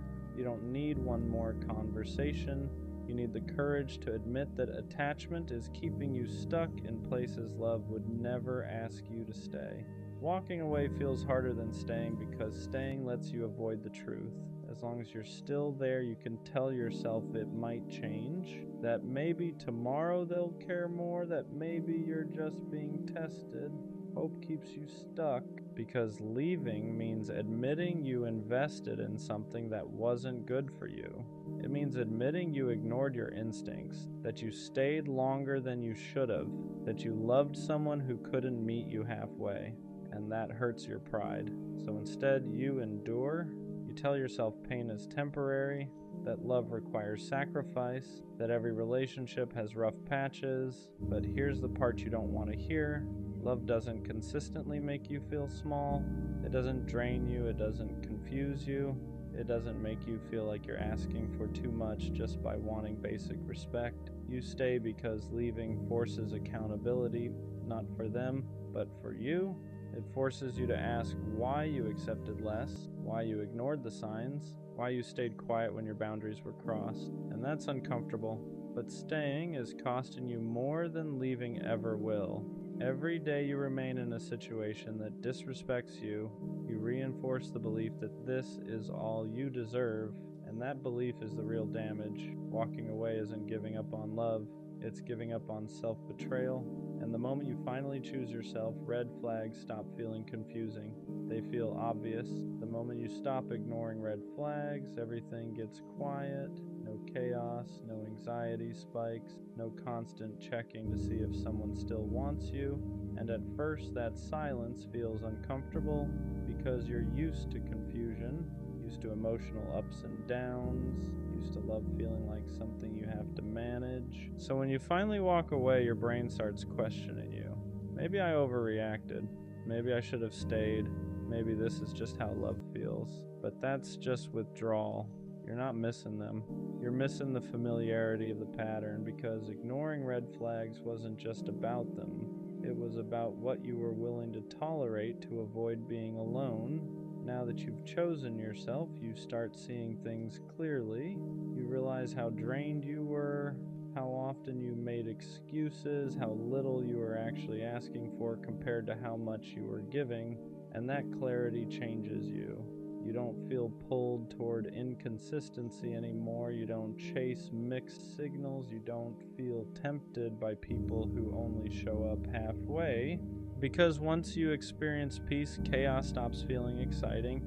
You stop romanticizing struggle. You stop believing love has to hurt. You stop confusing anxiety with connection. And here's the biggest shift. You stop trying to be chosen. You start choosing. Who gets access to you? Who gets your time? Who gets your emotional energy? Red flags don't feel like puzzles anymore. They feel like answers. And instead of asking me, can I make this work? You ask, does this protect me? That's when self-respect kicks in. Not loud, not dramatic, just firm. When you stop ignoring red flags, people from your past don't recognize you anymore. Not because you changed for the worse, but because you stopped being convenient. You don't explain yourself as much. You don't over-justify your boundaries. You don't stay in conversations that feel disrespectful or draining, and that confuses people. They're used to the version of you that stayed quiet, that gave chances, that tried to understand at the expense of being understood. So when you walk away faster now, they call you cold. They say you've changed. They say you're doing too much. But what they really mean is you're no longer available for the dynamic they benefited from.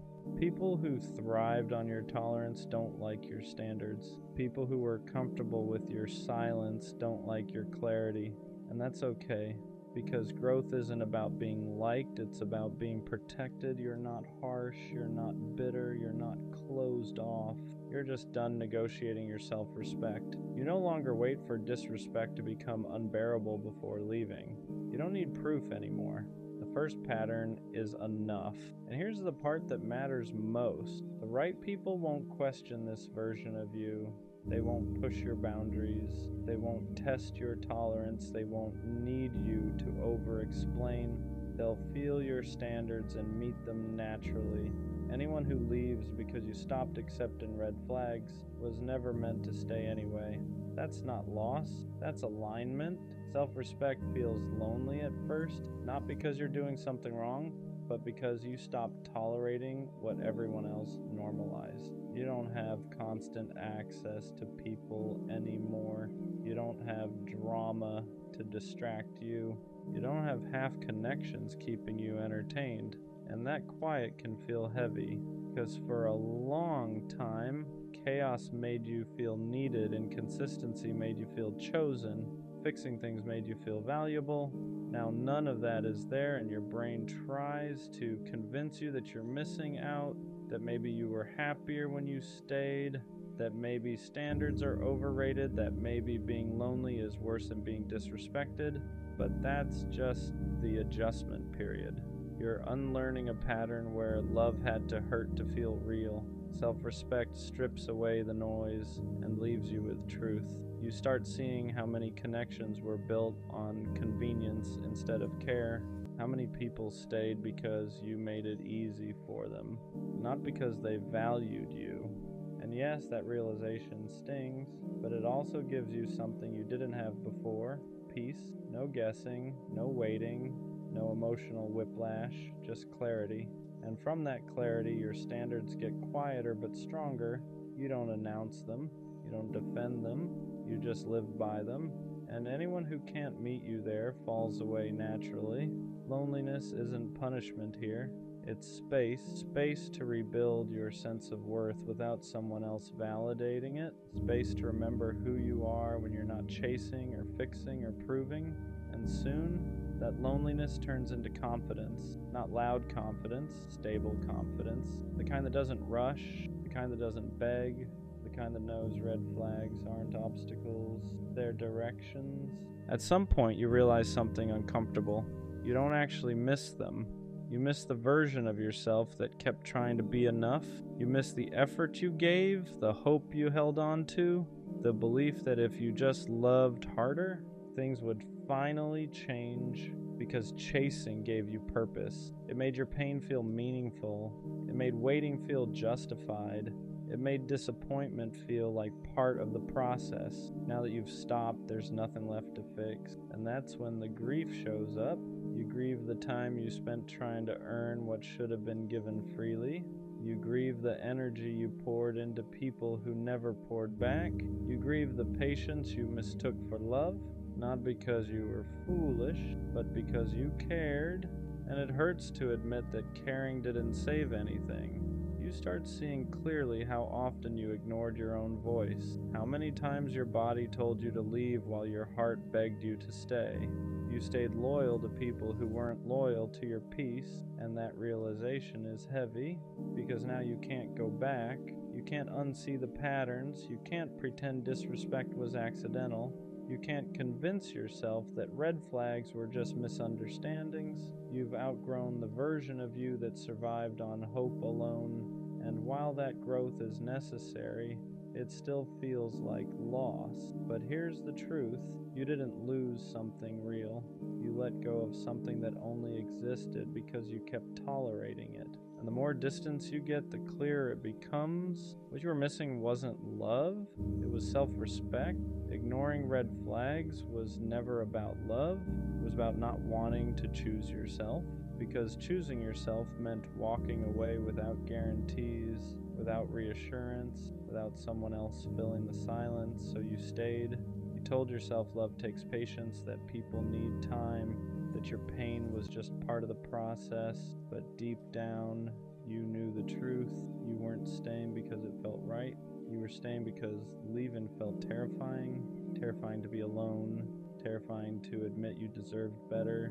Terrifying to sit with the idea that you chose someone who couldn't choose you back, though you ignored the signs. Not because you didn't see them, but because seeing them meant action. And action meant accountability. But here's what finally clicks. Red flags don't hurt you. Ignoring them does. Every time you stayed, you taught yourself that your needs were optional. Every time you excused behavior, you taught yourself that love should be endured. Every time you waited for change, you delayed your own growth. And that cycle doesn't end when someone finally treats you right. It ends when you stop accepting what treats you wrong. Choosing yourself doesn't mean you stop wanting love. It means you stop betraying yourself just to keep it. It means you walk away sooner. You trust discomfort. You listen the first time something feels off. Not because you're cold, but because you're done confusing pain with connection. And once you reach this point, red flags don't feel complicated anymore. They feel clear. You don't argue with them. You don't negotiate with them. You don't try to turn them green. You leave because now you understand something you didn't before. Being alone is temporary, self-betrayal is cumulative, and you're no longer willing to pay that price. That's not bitterness, that's self-respect, and that's where the cycle finally ends. Why do you keep chasing someone who keeps showing you the same outcome? At some point, you have to pause and really ask yourself that question, not from a place of anger, not from a place of judgment, but from a place of honesty, because deep down you already know the answer. You're not chasing them because they want you. You're chasing them because you're hoping they eventually will, and that hope can be dangerous when it's built on nothing but mixed signals and empty gestures. If someone truly wanted you, you wouldn't feel confused all the time. You wouldn't be constantly questioning where you stand. You wouldn't be overanalyzing every delayed reply or short message, wondering what you did wrong. Interest doesn't hide. Effort doesn't disappear. People make time for what they care about. A lot of the time, the person you're chasing doesn't actually want a relationship with you. They want the attention. They want to feel desired. They like knowing someone is thinking about them, checking on them, choosing them. But that doesn't mean they're choosing you back. And that's a hard truth to accept, especially when you've already invested your emotions. The more you chase, the more power you give away. You start bending your boundaries. You start lowering your standards. You start accepting behavior you would never tolerate from someone you weren't emotionally attached to. And slowly, without even realizing it, you teach them that they don't have to show up for you to keep you around. Self-respect isn't about being cold or heartless. It's about knowing when to stop pouring into a cup that's never going to fill you back up. It's about recognizing that your time, your energy, and your feelings are valuable. They are not meant to be handed out to someone who only shows interest when it's convenient for them. When you stop texting first, when you stop checking to see if they viewed your story, when you stop making excuses for their lack of effort, something powerful happens. You create space for clarity, space for peace, space for someone who won't make you feel like you have to compete for basic attention. Walking away doesn't mean you didn't care. It means you finally cared about yourself enough to stop chasing someone who was never running toward you in the first place. You don't lose anything by choosing yourself. The only thing you lose is the illusion that one day they might change. Respect yourself enough to stop chasing. The right person will never need to be convinced to choose you. Caring deeply for someone who was never interested in you is one of the fastest ways to lose yourself. It's exhausting in a way people don't talk about enough. You keep trying, hoping something will change, convincing yourself that if you give a little more, love a little harder, or wait a little longer, it'll finally turn into something real. But the truth is, nothing grows where there's no effort on the other side. Think about the pattern. They don't reach out first. They take hours, sometimes days, to respond. Conversations feel forced or short. Plans rarely happen. And yet you're still showing up emotionally, investing time, and holding space for someone who isn't doing the same for you. That imbalance slowly wears you down. Not all at once, but quietly. Until one day you realize you've been pouring into a cup that was never meant to be filled. What hurts the most isn't that it didn't work out. It's the way it makes you question your worth.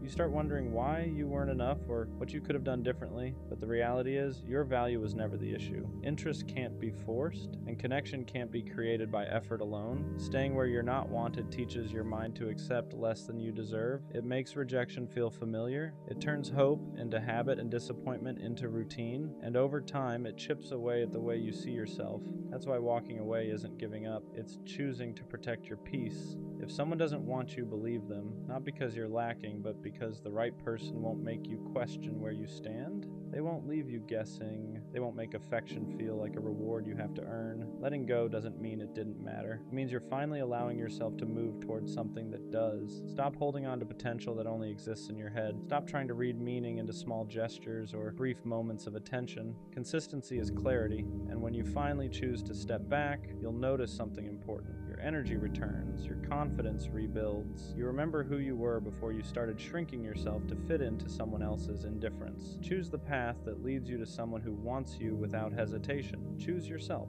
Sometimes the question isn't, will I find love? It's deeper than that. It's, will someone ever choose me the way I choose them? Not temporarily, not when it's convenient, not when they're bored, but fully. There's a difference between being liked and being chosen.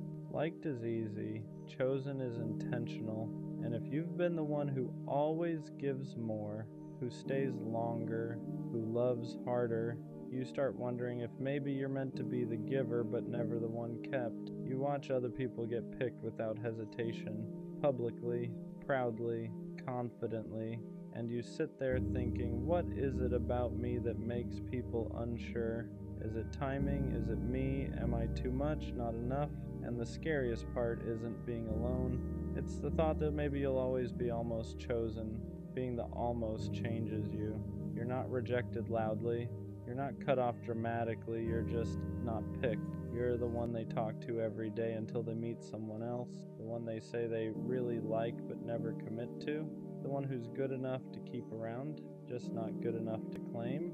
And that messes with your head because there's no clear reason. They don't say you're lacking.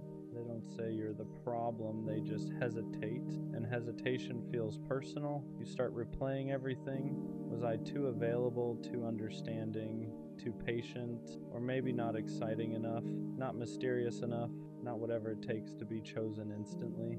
And slowly, your self-worth gets tied to someone else's indecision. That's the dangerous part. Because being the almost doesn't feel like rejection. It feels like you were close enough to hope, close enough to imagine it, close enough to get attached, but not close enough to stay. And when that keeps happening, you don't just question love, you question yourself. After being almost chosen enough times, you start adjusting yourself, not dramatically, not obviously, just subtly. You become a little less expressive, a little less attached, a little less honest about how much you care, because maybe that's the problem. Maybe you're too available, too deep, too ready. So you try being cooler, more detached, more mysterious. You pretend you don't need reassurance. You act like you're fine with seeing where it goes. You downplay your feelings so you don't scare anyone off. But here's the truth. Shrinking yourself doesn't make you more lovable. It just makes you less visible. And the worst part? Even when you adjust, even when you play it safe, you still end up almost chosen, because the issue was never that you were too much. It's that you were giving depth to people who weren't ready for it. And instead of realizing that, you internalized their hesitation. You made it about your value. You thought, if I just change this one thing, maybe next time they'll stay. But love isn't unlocked by becoming smaller. It's aligned by being fully yourself and meeting someone who doesn't hesitate. And the sooner you stop reshaping yourself for someone's indecision, the sooner you realize you were never lacking. You were just misaligned. After a while, you stop expecting to be chosen, not because you don't want it, but because you're tired of getting your hopes up. So now, whenever something starts to feel good, you brace yourself. You tell yourself not to get excited, not to imagine too far ahead, not to believe it too much, because history has taught you how this usually ends. You assume they'll lose interest, assume they'll find someone better, assume you'll become the almost again. And that mindset is heavy, because you're not just protecting yourself, you're preparing for rejection before it even happens. You start reading into small changes, shorter text, longer replies, different energy. And instead of feeling secure, you feel on edge, not because they've done something wrong, but because you've been here before. You've felt the slow fade. You've watched interest turn into distance. You've experienced the shift from excitement to uncertainty. So now you expect it, and expecting rejection changes how you show up. You hold back, you don't fully invest, you act like you care less than you do, because if it falls apart again, at least you can say you weren't all in. But deep down, you don't want to live like that. You don't want to approach love like it's already ending. You just want one time where it doesn't. There's a difference between being unwanted and being unmatched. And if you've been the almost too many times, you start confusing the two. Unwanted feels personal, like there's something wrong with you, like you're missing some quality everyone else seems to have. Unmatched is different. Unmatched means the timing was off, the emotional depth wasn't equal, the intentions weren't aligned. Unmatched isn't about your worth, it's about compatibility.